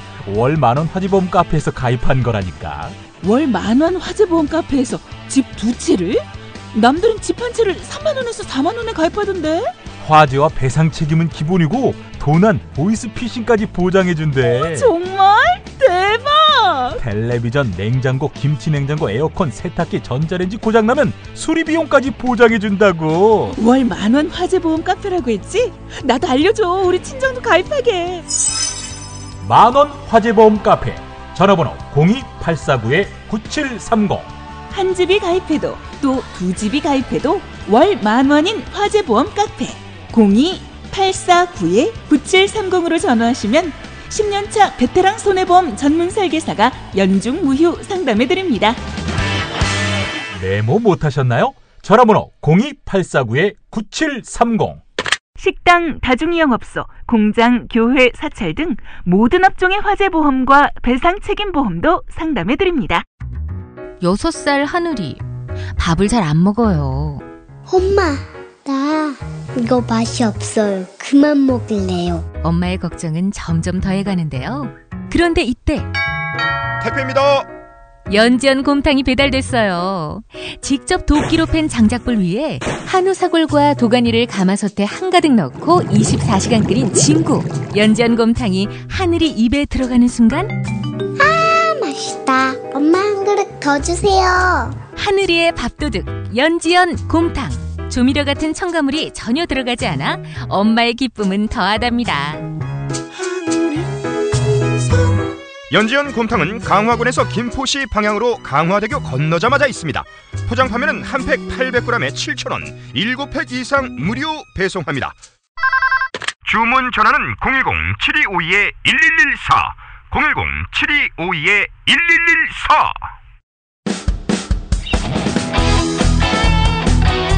당신이 알아야 할, 또 우리 공동체가 알아야 할 뉴스, 김용민이 챙겨드립니다. 지금은 제1부 뉴스 매거진과 함께하고 계십니다. 경제의 속살 들여다보겠습니다. 오늘도 민족의 소리 이완배 기자와 함께합니다. 이완배 기자님. 네, 안녕하십니까. 예, 현대중공업 노동자 사망사고, 주로 비정규직에게 집중되고 있는 산업재해. 또 유사한 사고가 발생했군요. 네. 그 며칠 전에 사실은 저희 이제 김용민 PD님께서도 뉴스 브리핑에서 한번 소개를 해주셨던 그 사고인데요. 예. 최근 일주일 사이에 4월 11일, 18일, 19일 이렇게 일주일 사이에 사망산재 사고가 3건이나 발생했습니다. 현대중공업에서요. 예. 그리고 이제 2월, 3월 이렇게 한 건씩 발생한 것까지 합치면 올해만 이제 벌써 5명의 노동자들께서 목숨을 잃으신 거죠. 예. 근데 뭐 이게 믿으실지 모르겠지만 현대중공업은 조선 부문에서 세계 1위 기업입니다. 그래서 2013년 기준으로요. 그 단일 조선소 수준 잔량으로도 세계 1위. 조선 그룹 기준 글로벌 수주 잔량도 현대중공업이 1위입니다. 그런데 명실상부한 세계 1위 기업의 별명이 죽음의 공장, 최악의 살인 기업 이런 별명이 붙어 있거든요. 예. 그러니까 현대중공업은 2014년에도 1년 동안 8명의 노동자들이 목숨을 잃었습니다. 그래서 이해의 노동시민단체에서 선정한 최악의 살인 기업에 뽑히기도 했었고요. 근데 이제 제가 주목을 하고 싶은 건 뭐냐면 이게 결국은 사람의 목숨을 앗아간 건데요. 그 내용을 보면 너무 황당해서 기도 안 막힙니다. 그러니까 이게 무슨 엄청난 시스템 오류, 뭐 엄청난 산업재해 이게 아니고요. 그냥 진짜 이게 어떻게 그렇게 사람이 죽지? 이런 생각이 들 정도로 너무 평범한 대목에서 사람이 죽는 겁니다. 예. 그러니까 11일 사망사고 같은 경우는요. 40대 근로자가 돌아가셨는데 리프트를 타고 이동을 하다가 컨테이너 박스하고 리프트 바스켓 사이에 몸이 끼어서 돌아가신 겁니다. 오호. 18일에 돌아가신 분은 굴삭기 옆에서 작업을 하신 30대 노동자인데요. 역시 어디에 끼어가지고 돌아가신 겁니다. 그리고 19일 오전에 돌아가신 50대 노동자분은 신호수, 신호 역할을 하시다가 지게차에 치여가지고 돌아가셨거든요. 근데 이게 듣다 보면 아니 이게 사람이 목숨을 잃을 일이야. 이게 세계 1위 조선 기업에서 이렇게 보다 보면 야 이게 무슨 대책을 마련해라 뭐 이렇게 생각이 드는 대목이 아닌 겁니다. 너무 기본적인 산재 사고인데다가 이런 게 이제 돌아보면 현대중공업에서 매년 반복되거든요. 뭐 지게차에 치여 죽고 뭐 어디에 끼어 죽고 이러는 게 매년 반복이 되는 겁니다. 예. 그러니까 이게 그렇다면 이런 너무나 기본적이고 어떻게 사람이 이렇게 죽을 수 있지 이런 사건이 계속해서 반복이 된다면 이게 어떤 시스템적으로 이런 사고에 문제가 분명히 있는 거겠죠. 그래서 이걸 이제 오늘 말씀을 드리려고 하는데요. 이런 문제가 자꾸 발생이 되는 이유는 이 김용민 PD님께서도 서두에 그 말문을 열어주셨지만 이게 현대중공업의 고용 구조를 빼놓으면 이해가 안 되는 대목입니다. 네. 현대중공업은 지금 일하는 노동자들의 60%가 하청 노동자들이거든요. 다 비정규직입니다. 그리고 정규직은 1만 6천 명인데 하청 노동자들이 3만 명에 이르죠. 그런데 이 하청 노동자들 중에는요, 이게 아주 단적인 예인데요. 물량팀이라는 팀이 있습니다. 이 물량팀이 단기공사팀이라고 불리는 팀인데요. 예. 이 팀이 뭐냐면 한 10명 정도가 한 팀을 이룹니다. 그래서 현대중공업에서 이리 와서 일해라 그럼 다다다다 일해줍니다. 삼성중공업에서 이쪽으로 오세요 그럼 거기 가서 다다다다 일해줍니다. 대우조선해양에서 오세요 하면 또 다다다다 일해주는 겁니다. 예. 그러니까 이런 업체다 보니 이게 무조건 빨리빨리 하는 게 이 업체의 생명 같은 거거든요. 예. 그래야 돈을 버니까요. 그러니까 하청업체라는 곳의 특성이 안전보다는 당연히 빨리빨리 해서 돈을 많이 벌자. 이게 이제 기본 시스템이 돼 있는 거거든요. 예. 그럼 한번 비교를 해보겠습니다. 제가 이제 현대중공업 정규직이다. 이런 경우에요. 법이 정한 안전교육 당연히 지키고요. 법이 정한 안전교육 시간 외에 단체 협약에 그렇게 돼 있습니다. 1년 8시간, 상반기 4시간, 하반기 4시간 안전교육을 따로 실시를 하고 있습니다. 이런 분들은 끼어서 안 죽습니다. 예. 신호 내리다가 이 지게차에 받쳐서 안 죽는 거죠. 왜냐하면 기본적인 안전교육이 돼 있으니까요. 예. 그러니까 이건 기본적인 안전교육만 돼 있어도 이런 사고가 안 일어나는 거거든요. 그런데 하청 노동자들은 어떻냐면 취업할 때 형식적인 안전교육 한두 시간 정도 받을 뿐 별도 안전교육이 없습니다. 예. 게다가 이분들은 원청의 물량 계획에 따라서 갑자기 물량이 많거나 적거나에 따라서 노동자들이 들고 나고 하는 일들이 하도 잦으니까요. 그 공장에 익숙한 사람들이 계속 일하는 경우도 그렇게 많지 않다는 거죠. 예. 이런 가운데 원청에서 야, 일 좀 빨리 해줘 이래버리면 백발백중 사고가 터져버리는 겁니다. 지금 현대중공업이 그 20일에 뭐 창사일에 처음이라고 그러는데 작업을 하루 중단했다고 하더라고요. 그리고 안전점검을 한다 뭐 이렇게 얘기를 했는데 저는 이게 효과가 없을 거라고 100% 확신합니다. 왜냐하면 현대중공업이 이런 거 안 해본 게 아니거든요. 얘네들이 2014년에도 비슷한 거 했습니다. 그때 그 사망산재 사고가 계속 발생을 하니까 안전 영역에 3천억 원 투입한다. 뭐 협력사 안전요원 2배 확대한다. 뭐 그 당시 이재성 회장이 임직원 4,000명이 모여서 안전관리에 총력을 기울인다면서 안전 결의대회 연다. 이거 뭐 언론에 홍보도 대대적으로 하고 했습니다. 그런데 그 결과가 뭐냐면 2015년 4월도 안 지났는데 벌써 5분의 노동자가 생명을 잃은 겁니다. 이 결국은 구조적으로 하청 노동자들에게 너무나 많은 비중의 노동을 맡기고 있기 때문에 생기는 겁니다. 예. 하창민 현대중공업 사내하청 지회장 이분이 이제 발언을 하신 게 있는데요. 소개를 해드리면요. 예. 도저히 일어날 수 없는 사고들이 계속 일어나고 있다. 시설물 관리 변경 등의 권한이 하청업체에 없는데 산재 발생 때 하청의 책임을 묻겠다는 건 대책이 될 수가 없다. 하청이 생산의 대부분을 담당하는 인력 구조를 근본적으로 바꿔야 한다. 외주화로 인한 품질 손실 비용이 한 해 6천억 원쯤 되는데 이 돈이면 2만 명 하청 노동자들을 정규직으로 고용할 수 있다. 이렇게 발언을 하십니다. 그런데 여기서 좀 주의 깊게 들어주셨으면 하는 대목이 있습니다. 하청이 생산의 대부분을 담당하는 인력 구조를 바꿔야 하는데 외주화로 인한 품질 손실 비용이 한 해 6천억 원쯤 된다. 이 돈을 쓰면 2만 명 하청 노동자들을 정규직으로 고용할 수 있다는 겁니다. 근데 다시 말씀드리면 하청을 하면서 품질에 손실이 나는데 이때 드는 손실만도 6천억 원이나 된다는 겁니다. 그래서 그 돈 그냥 정규직으로 쓰면 2만 명이나 더 고용을 할 수 있다는 거죠. 그러니까 제가 한번 이 방송에서 소개를 해드린 적이 있습니다만 조선의 핵심은 용접이거든요. 이 용접을 하고 났을 때 이게 용접 어설프게 하면 엑스레이 딱 들이대고 거기에 기포 생기면 다시 다 뜯어냅니다. 그러니까 하청업체 분들이 하시다가 좀 미숙년 공들이 이렇게 용접하다가 이거 뜯어내는 일이 부지기수입니다. 이래서 지금 이분이 말씀을 하시는 게 손실액이 무려 6천억 원이라는 거예요. 그 손실 보지 말고 그냥 정규직 쓰면 숙련된 노동자 2만 명 쓸 수 있다. 이게 지금 이분 주장인 거거든요. 맞는 말이고요. 그런데 현대중공업 이걸 왜 안 하느냐? 정규직 노동자들 많이 쓰면 관리하기가 싫다는 겁니다. 게다가 또 사고 나면은 그 책임, 사실 하청 노동자가 사고가 났을 때보다도 엄청난 액수의. 바로 맞습니다. 그러니까 하청업체에서 사고 나면 원청이 책임을 안 지거든요. 그런데 원청 노동자들이 사고 나면 자기들이 책임져야 되니까요. 그러니까 책임지기 싫어서 하청업체에서 하고 나고 6천억 원 손실 나는 거 감수하면서까지 지금 이 체제를 유지를 하는 겁니다. 그러니까 지금 사람들의 목숨들이 이렇게 줄줄이 이 세상을 떠나는 거죠.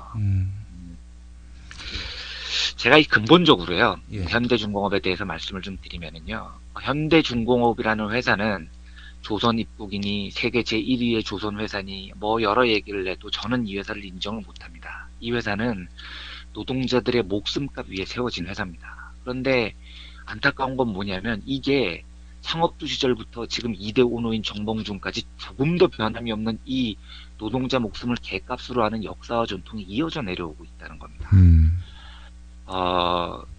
이 우리나라가 이제 처음으로 조선이 시작했을 때가 1973년인데요.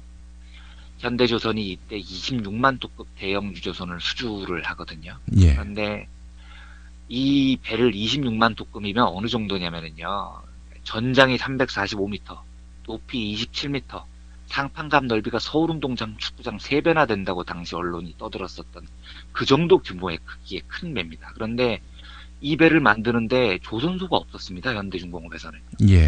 회제 사람들이 조선소가 없는데 배를 어떻게 만드냐. 정주영이 아주 쉽게 얘기를 하는 겁니다. 아니 왜 배를 만드는데 조선소가 필요해요. 조선소하고 배하고 같이 만들면 되죠. 이래서 27개월 만에 이 26만 톤급 배를 조선소하고 같이 만들어냅니다. 그리고 박정희가 칭송하고 조선 입국의 기치를 열었다고 하고 전 세계적으로도 막 놀란다고 하고 뉴스가 나왔죠. 그런데 그 이면에 뭐가 있었느냐. 2년 반 동안 조선소하고 26만 톤급 배를 만드는데 연인원 100만 명의 노동자가 동원이 돼서 1973년 딱 한 해 동안 탄재 건수가 1894건이었습니다. 아이고야. 이 중에 34명이 목숨을 잃습니다. 1974년 7월에 이 배가 완성이 되는데 7개월 동안 산재사고 건수가 1566건이었습니다. 반년 동안 25명이 목숨을 잃습니다.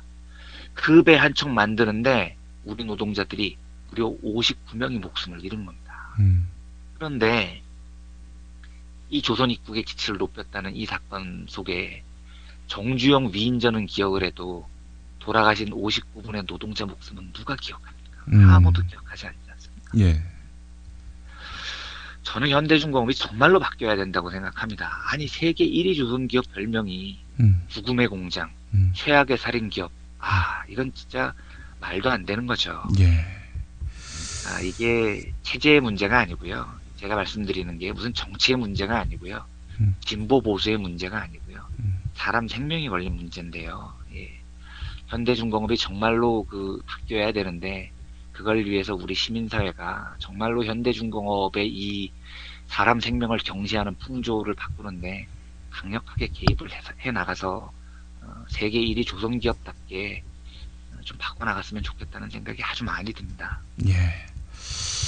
사람 생명을 우습게 여겼기 때문에 사실은 세월호 참극이 벌어지고 그렇죠. 백남기 농민이 쓰러지고 그렇죠. 예. 이런 나쁜 정치를 벌인 새누리당이 이번 총선에서 심판받지 않았습니까? 예. 지도부하고 대선 주자급이 거의 괴멸하다시피 했는데 지금 새누리당 안에서는 그 대안으로 정몽준 씨가 떠오르고 있습니다. 아, 정말요? 예. 정몽준 투입론 이런 얘기가 있어요, 지금. 아니 근데 그건 좀 아찔한데요. 이 정몽준 씨가 누굽니까? 지금 말씀하신 현대중공업의 대주주이자 그렇죠. 실제적 소유주로 알려져 있는 인물인데 최악의 살인 기업주가 새누리당의 대안이 되고 있다. 참 이런 난센스가 어딨나? 진짜 아찔하네요. 그거는. 이런 역설도 세상에 없을 겁니다. 예. 현대중공업 저희가 한번 이 시간에 다루지 않았습니까? 네, 그렇습니다. 정몽준 의원을 한번 다룬 적이 있었는데, 저는 정치를 잘 몰라서 정몽준 전 의원이 이제 죽은 정치인인 줄 알았는데, 다시 살아나는 분위기가 진짜 있는 모양이군요. 이건 진짜 아찔한데요. 예. 하여간 이런 상황이란 점, 우리가 참 새누리당의 미래가 참 암담하다라는 것을 또 알 수 있는 그런 하나의 단적인 예가 아닌가 싶기도 하고 말이죠. 자, 김종인 더불어민주당 비상대책위원회 대표, 이분이 유일호 경제부총리와 거의 동시에 기업 구조조정 수용할 수 있다 이렇게 입장을 밝혔는데 말이죠. 네. 이것도 한번 좀 얘기해 보죠. 네. 이게 이제 이 야당 대표 입에서 구조조정 이슈가 등장을 했습니다. 그래서 정말 어려운 이슈가 지금 수면 위에 올랐습니다. 그래서 아니나 다를까 엊그저께 김종인 대표가 이야기를 한 이후에 어제도 굉장히 이제 경제계에서 중요한 이슈로 떠올라서 뭐 사실은 신학대학을 다니시는 교수님께서 훨씬 더 잘 아시겠지만, 김영민 PD님께서 훨씬 잘 아시겠지만, 예수님께서 겟세마네 동산에서 기도를 하실 때 이 잔을 피할 수만 있다면 피하게 하옵소서, 이 기도가 생각이 납니다. 저도 진짜 이 문제에 대해서만큼은 언급을 피하고 싶었거든요. 그게 그 말씀은, 그러니까 언급을 피하고 싶다 이런 말씀은 한마디로 말해서 불가피한 과제가 됐다 이런 말씀이신 겁니까? 그러니까 그런 면이 있고요. 그리고 이제 그만큼 어렵고 예민한 이슈라는 뜻입니다. 그러니까 일단은 이런 이슈를 맞아서 무조건 노동자들 입장에 선다 이러면 쉽습니다. 굉장히 심플합니다. 그런데 그게 그러면 거시경제 차원에서 과연 옳으냐, 이게 저는 사실 확신이 잘 안 섭니다.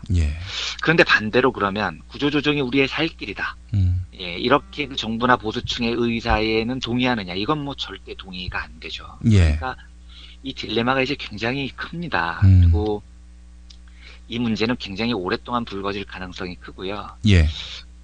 그래서 이제 제가 이게 사실은 뭐 조금 길어질 우려가 있어서 조심스럽게 양해를 구하자면, 이걸 오늘 하루에 다 마치기는 조금 힘이 겹고요. 그래서 오늘은 이슈의 출발을 먼저 알려드리고요. 그리고 이제 제가 지지하는 원론적인 입장을 소개를 해드릴까 합니다. 그리고 하루 쪼개서 내일로 나눠서 내일 특별한 이슈가 없다면 이어서 그럼 현실적으로 지금 우리나라의 구조조정은 어떻게 진행되어야 되느냐에 대해서 내일까지 이어서 말씀을 드리고자 합니다. 우선 이슈의 출발은 이렇습니다. 이제 20일이죠. 김종인 대표가 근본적 구조조정이라는 것이 실질적으로 이루어지지 않으면 우리나라의 중장기적 전망이 밝지 않다, 이렇게 코멘트를 하면서 기업 구조조정과 산업구조 개편의 필요성을 인정을 합니다. 그래서 이제 제가 정치에 물어보니까 이게 김종인 대표가 경제 이슈를 선점을 하고 이렇게 치고 나감으로써 중산층을 끌어오는데 이게 이제 굉장히 유력한 전략으로 보는 것 같다, 이게 저희 정치부에서의 해석이더라고요. 사실 그리고 이제 야권에서 이 구조조정이라는 단어 자체가 나오는 게 저는 굉장히 이례적으로 들리기도 했고요. 원래 하루 전에 19일에요. 유일호 경제부총리가 기자간담회에서 구조조정을 더욱 속도감 있게 진행하겠다고 밝혔고, 그러니까 이제 하루 차이로 야당에서 화답을 한 꼴이 됐죠. 그리고 안철수 대표도 거시적인 차원에서 구조조정이 당연히 필요하다. 미시적인 차원이 아니라 좀 큰 틀에서 구조조정을 당연히 해야 된다라고 호응을 했고요. 김종인 대표는 뭐 조금 이제 토를 난 게 있습니다만 노동자들의 취업, 재교육 이런 것들이 보장이 된다면 뭐 이런 전제가 있긴 했습니다만 어쨌든 구조조정이라는 게 6월부터는 이제 급물살을 탈 수도 있다. 이런 분위기가 형성이 된 것 같습니다. 근데 우선 저희 청취자분들께 제가 그 용어를 조금 구분해 주셨으면 합니다라는 말씀을 먼저 드리고 싶습니다. 예. 산업구조조정, 기업구조조정 이 두 용어가 조금 혼재돼서 사용이 되는 경향이 있는데요. 산업구조조정이라는 건요, 산업구조를 개편하는 겁니다. 그러니까 예를 들면 지금 이제 조선업종이 제일 큰 문제가 되는데요. 삼성중공업, 현대중공업, 대우조선해양 이렇게 이제 삼두마차 체제거든요. 그런데 이 삼두마차 체제인 조선 산업의 구조를 바꾸자. 이러면 산업구조조정이 되는 겁니다. 그래서 빅딜을 한다거나 경쟁이 너무 심하니까요. 빅딜을 해서 뭐 세 회사 중에 두 회사를 합친다거나 뭐 이러면은 산업구조조정이 되는 겁니다. 산업의 구조를 바꾸는 거니까요. 기업구조조정은 한 기업 내에서 이루어지는 구조조정입니다. 그러니까 그 기업이 갑자기 하는 사업을 바꾼다거나 사업 구조를 재편한다거나 뭐 이런 일들이죠. 그래서 이제 기업 구조 조정을 하다 보면 필연적으로 이제 뭐 하는 일도 바뀌고 부서를 이리저리 옮기고 하다 보면 반드시 벌어지는 게 대량 해고 사태가 벌어집니다. 그래서 이제 기업 구조 조정하면 딱 떠오르는 게 대량 해고, 정리 해고 이제 이런 거랑 연결이 되는 거거든요. 근데 지금 이야기를 하는 건 산업구조조정입니다. 근데 문제는 뭐냐면 지금 그 정부가 얘기를 하는 산업구조조정은 필연적으로 일반적인 기업구조조정을 불러일으킬 수밖에 없는 구조입니다. 그러니까 완전히 지금 거의 몰락해가는 산업에 대해서 칼을 대겠다는 거고요. 예. 이러다 보면 반드시 일반 기업구조조정과 비슷하게 뭐 M&A를 하건 빅딜을 하건 두 회사를 합친다고 하면 어찌됐건 이건 기업구조조정과 마찬가지로 대량 해고 사태가 반드시 이어지게 지금 된다는 게 가장 큰 문제인 겁니다. 예. 그래서 산업구조조정 이야기를 하면서도 지금 여당도 그렇고 야당도 그렇고 정부도 그렇고 야당 쪽에서는 대놓고 얘기를 하지 않지만 지금 저걸 인정을 한다는 건 대량 해고 사태를 감내를 하겠다는 얘기인 거죠. 근데 사실 일단 제가 듣기로는 매우 불편합니다. 왜냐하면 산업구조를 개편을 해야 된다는 명목 아래 여기서 이제 해고되는 노동자들에 대한 뭐 김종인 대표는 노동자 대책을 살짝 끼워 넣긴 했지만 궁극적으로는 해고되는 사람들의 삶을 2차 요소로 지금 취급을 하고 있는 거거든요. 중요한 요소가 아니고요. 예. 이게 우선 불편하고요. 예. 근데 뭐 이런 구체적인 한국의 문제는 제가 이제 내일 다시 말씀을 드리기로 하고요. 예. 오늘은 원론적으로 제가 생각하는 바람직한 구조조정의 모델을 먼저 소개를 해드리고자 합니다. 예. 일단요, 말씀드리기가 조금 어려운데요. 산업이 고도화되다 보면, 구조조정은 필요하다. 예. 이게 제가 가지고 있는 전제입니다. 기계가 사람의 역할을 대신할 수 있기 때문도 그렇지 않습니까? 네, 물론 그런 요소도 있고요. 예. 당연히 그런 식으로 산업이 고도가 되다 보면 당연히 이제 산업의 변화가 필요하겠죠. 과거의 사례를 들어보면 조금 쉽게 이해를 하실 수 있을 겁니다. 그러니까 우리나라가 한국전쟁 이후에 텅스텐 팔고 뭐 오징어 팔던 나라였거든요. 세계 최빈국이었죠. 그런데 지금은 10대 경제대국이 됐지 않습니까? 그런데 당연히 그러면 텅스텐 캐서 팔고 오징어, 가발 이런 거 만들어서 팔던 거에서 산업이 구조조정이 된 거죠. 예. 그런 산업은 사양 산업으로 저물고 더 선진 산업을 받아들이면서 산업 구조가 바뀌어 나간 겁니다. 당연히 이 와중에는 텅스텐 채굴하시는 노동자분들의 실직 사태가 있었겠죠. 예.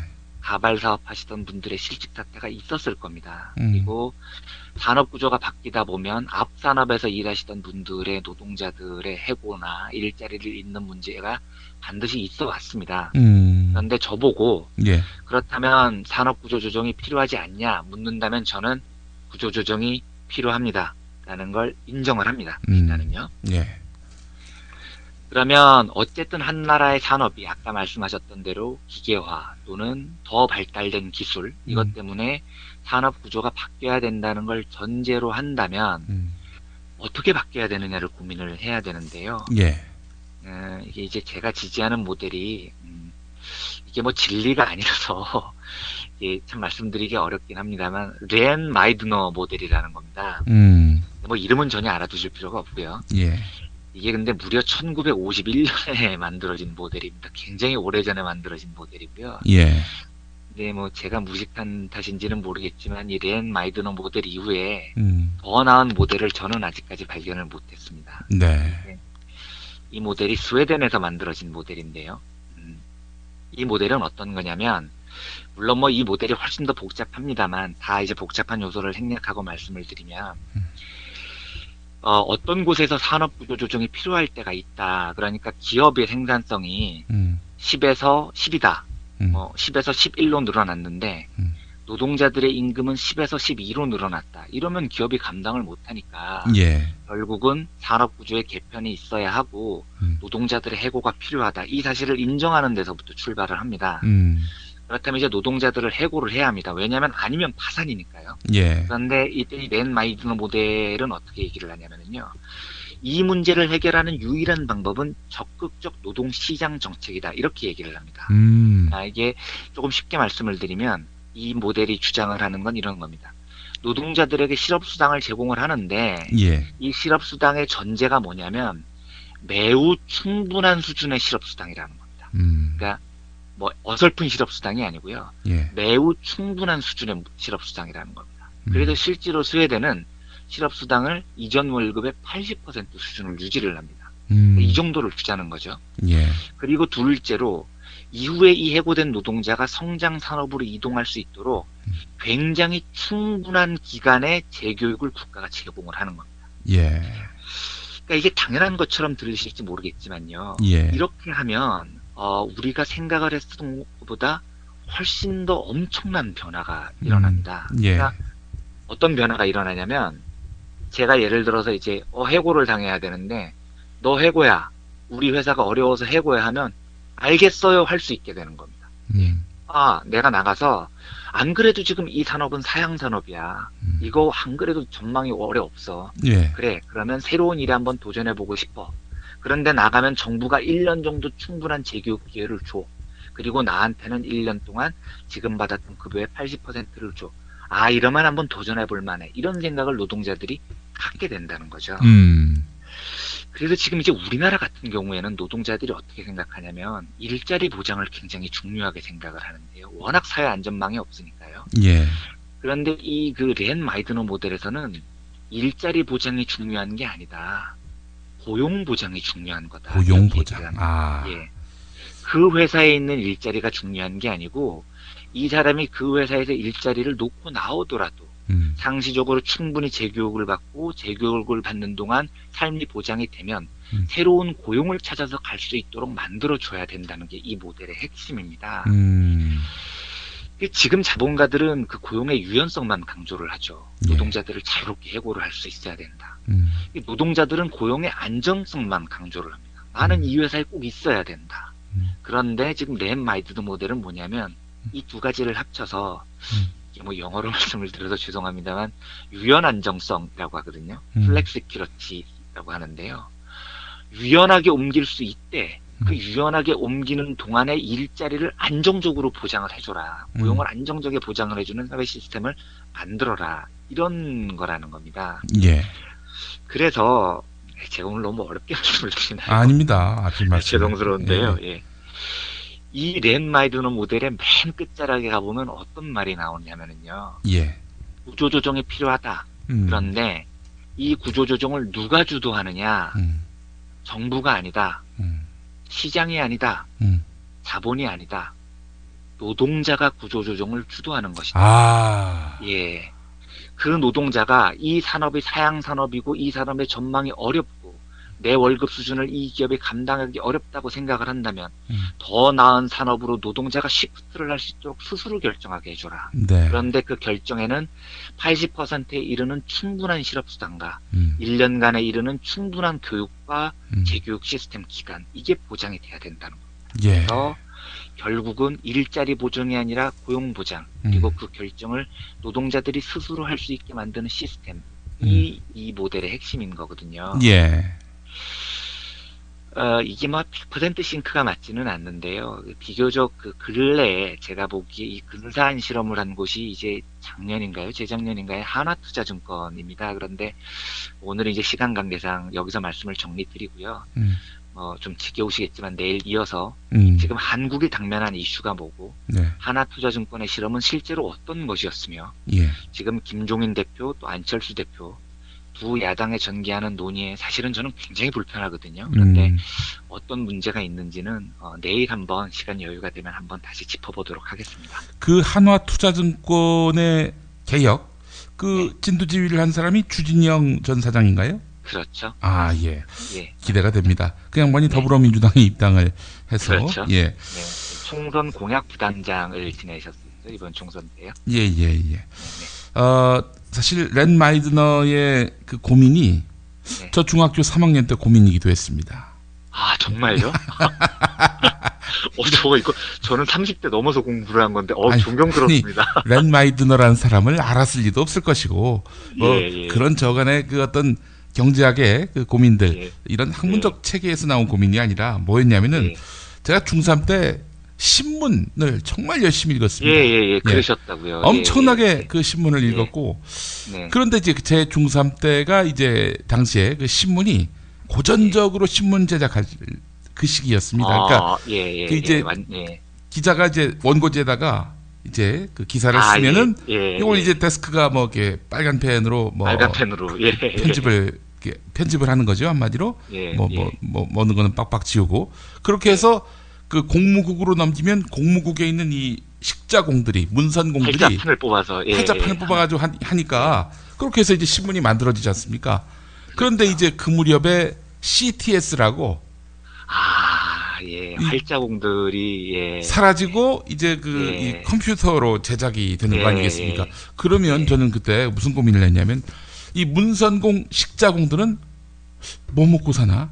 어떻게 살지? 그렇죠. 이런 고민을 했었고, 근데 때마침 그때는 여전히 기자들이 원고지로 그 기사를 쓸 때여서 그 기자들이 원고지로 쓴 거를 이분들이 컴퓨터로 자판으로 치는 그런 일들을 했었단 말이죠. 그래서 이게 또 이런 식으로 역할이 바뀔 수 있겠구나, 고용은 유지되겠구나 하면서 안도의 한숨을 쉬던 그때 제 나이가 바로 중학교 3학년일 때 나이입니다. 근데 이게 진짜 대단하신데요. 그 시절에 저는 계속 프로야구만 보고 있었는데 아니 근데 진짜 프로야구에 관심이 없었고 신문이 어떻게 만들어지나 아직 그런 그 덕후라고 하지 않습니까? 덕후? 저는 지금 말씀하신 걸 신문사에 가서 안 건데 존경스럽습니다. 아니 뭐 저 존경받으려고 이런 얘기한 건 아니고 근데 지금은 기자들이 다 자기들이 그렇죠. 그 컴퓨터로 기사를 작성해서 데스크에 넘기면 데스크가 또 컴퓨터로 작업을 하고 그렇게 해서 편집부에서 조판이 되면은 바로 인쇄만 하는 거 아니겠습니까? 그렇죠. 공무국에서는 그 작업에서 그때 문선공 식자공 했었을 분들은 다 은퇴를 했겠죠? 그렇죠. 거의 아마 외주가 됐거나 거의 은퇴를 했거나 잘렸거나 그랬을 겁니다. 아마. 하여간 뭐 그런 고민들이 있었는데 이 기계화가 자동화가 계속되면서 일자리를 잃게 되는 노동자들, 그 노동자들의 미래는 자본가, 권력자가 아니라 바로 노동자들이 설계할 수 있도록 하게 해야 한다. 그게 바로 구조조정, 노동친화적 구조조정이다. 이런 말씀 오늘 잘 들었습니다. 네, 감사합니다. 자, 이완배 기자님은 또 내일 뵙도록 하겠습니다. 수고 많으셨습니다. 네, 감사합니다. 여러분 안녕하세요. 민중의 소리 아나운서 정혜림입니다. 이 어묵한 여왕님 치아에서 다들 잘 견디고 계시죠? 오늘도 종편의 주옥 같은 헛소리에 혼이 정상인 듯 정상 아닌 비정상 같은 여왕님의 우주 타령에 고구마 100개쯤 한꺼번에 삼킨 듯 답답한 마음에 죄 없는 가슴팍만 두들겨대고 계세요. 이젠 시원한 사이다 같은 민중의 소리와 함께하세요. 잘 키운 진보 언론 열종편 안 부럽습니다. 한 달 10,000원 소액 CMS 후원으로 민중의 소리에 큰 힘이 되어주세요. 1661-0451 1661-0451 전화 기다릴게요.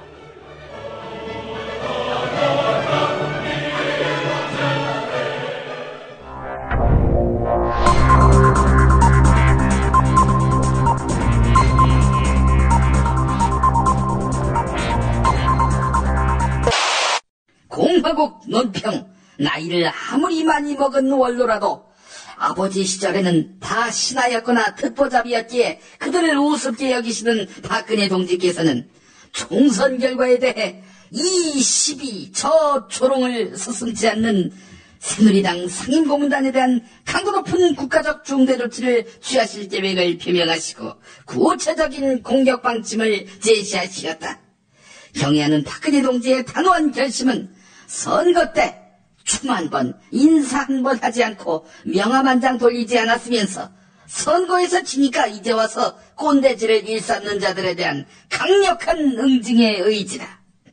게다가 어떤 돌팔이는 박 대통령이 친박 해체를 선언해야 한다고 악취라는 혀를 낼름거리고 있는데 이미 당이 70% 친박으로 세팅된 마당에 친박을 해체하라고 하는 것은 당을 파괴하라 이런 주장과 다름 아니기에 박근혜 동지에 대한 체질적인 거부감과 적개심을 노골적으로 드러낸 추호도 용납할 수 없는 포악무도한 도발 행위다. 특히 그 자리에 모인 상임 고문 중에는 홀마다 캐디를 성희롱하고 성추행을 하다가 고소당해 재판정에 가서 빌고 있는 박희태가 포함되어 있는데 참으로 가관이다. 그 자리에서 청와대를 향해 국민의 시선을 의식했었다면 그런 추태를 보여주진 않았을 것이다 라고 상임고문단이 한마디씩 했다고 하는데 박근혜 동지를 참을 수 없이 모독하고 우롱하는 것으로서 천추의 한이 될 참혹하고 참담한 대가를 감수해야 하겠지만 아무래도 그 말, 즉 국민의 시선을 의식했었다면 그런 추태를 보여주진 않았을 것이란 말은 박근혜 동지의 것이라기보다는 너희 박희태를 포함한 잉여 새누리당 고문들의 몫이라 아니할 수 없기에 그대로 돌려주고자 한다. 상임 고문은 이제 더 이상 박동지를 심정적으로 고문하지 말고 박동지가 빨간 옷을 입고 욕 먹어가며 한 표라도 더 얻기 위해 썼듯 오늘부터 빨간 잠바, 빨간 모자, 빨간 티셔츠, 빨간 빤스, 심지어 빨간 치아까지 써야 할 것이다. 그래야만 박동지의 치솟는 분노와 경천동지할 탄압의 불벼락을 피할 수 있을 것이다. 박동지께서 자기보다 선수가 많고 나이가 많이 든 정치인들에게 하극상을 운운했던 지엄하신 여왕님임을 결단코 잊지 말아야 할 것이다.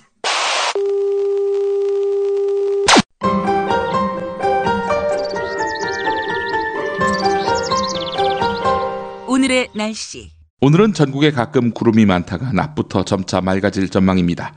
하지만 낮부터 밤까지 강원 영동과 경북 북동산 간 경북 동해안에는 바람이 강하게 불겠습니다.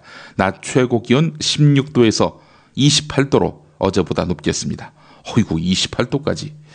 기상청은 당분간 일교차가 크겠으니 건강관리에 유의하라고 당부했습니다. 고재열 시사인 기자 등이 올린 잘못된 만남 패러디 가사 소개하면서 마무리하겠습니다. 난 전경련을 믿었던 만큼 난 어버이연합도 믿었기에 난 아무런 부담 없이 어버이연합을 전경련에 소개시켜줬고 그런 만남이 있은 후로부터 우린 함께 만나며 즐거운 시위를 보내며 함께 돈을 주고받았던 것뿐인데 그런 만남이 어디서 잘못됐는지 난 알 수 없는 예감에 조금씩 빠져들고 있을 때쯤 어버리언은 나보다 언론에 더 관심을 보이며 날 조금씩 멀리하던 그 총선날 민심과 내가 심하게 다툰 그날 이후로 어버리언과 언론은 연락도 없고 날 피하는 것 같아. 뉴스 보고서야 난 느낀 거야. 모든 것이 잘못돼 있음을. 어버리언은 언론을 통해 모든 사실을 까발리고 있었지. 있을 수 없는 일이라며 난 울었어. 내 지지율과 내 예산을 모두 버려야 했기에. 또 다른 내 친구 국정원은 키보드 두드리며 잊어버리라고 했지만 잊지 못할 것 같아. 네, 이런 내용이었습니다. 뉴스 매거진 마치겠습니다.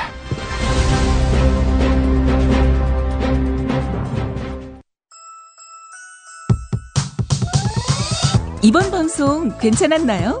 작별의 여운 이렇게 표시해주세요. 다운로드하기, 댓글 달기, 구독하기, 별점 주기.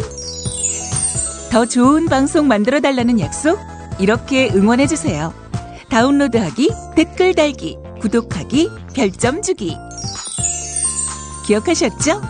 다운로드하기, 댓글 달기, 구독하기, 별점 주기.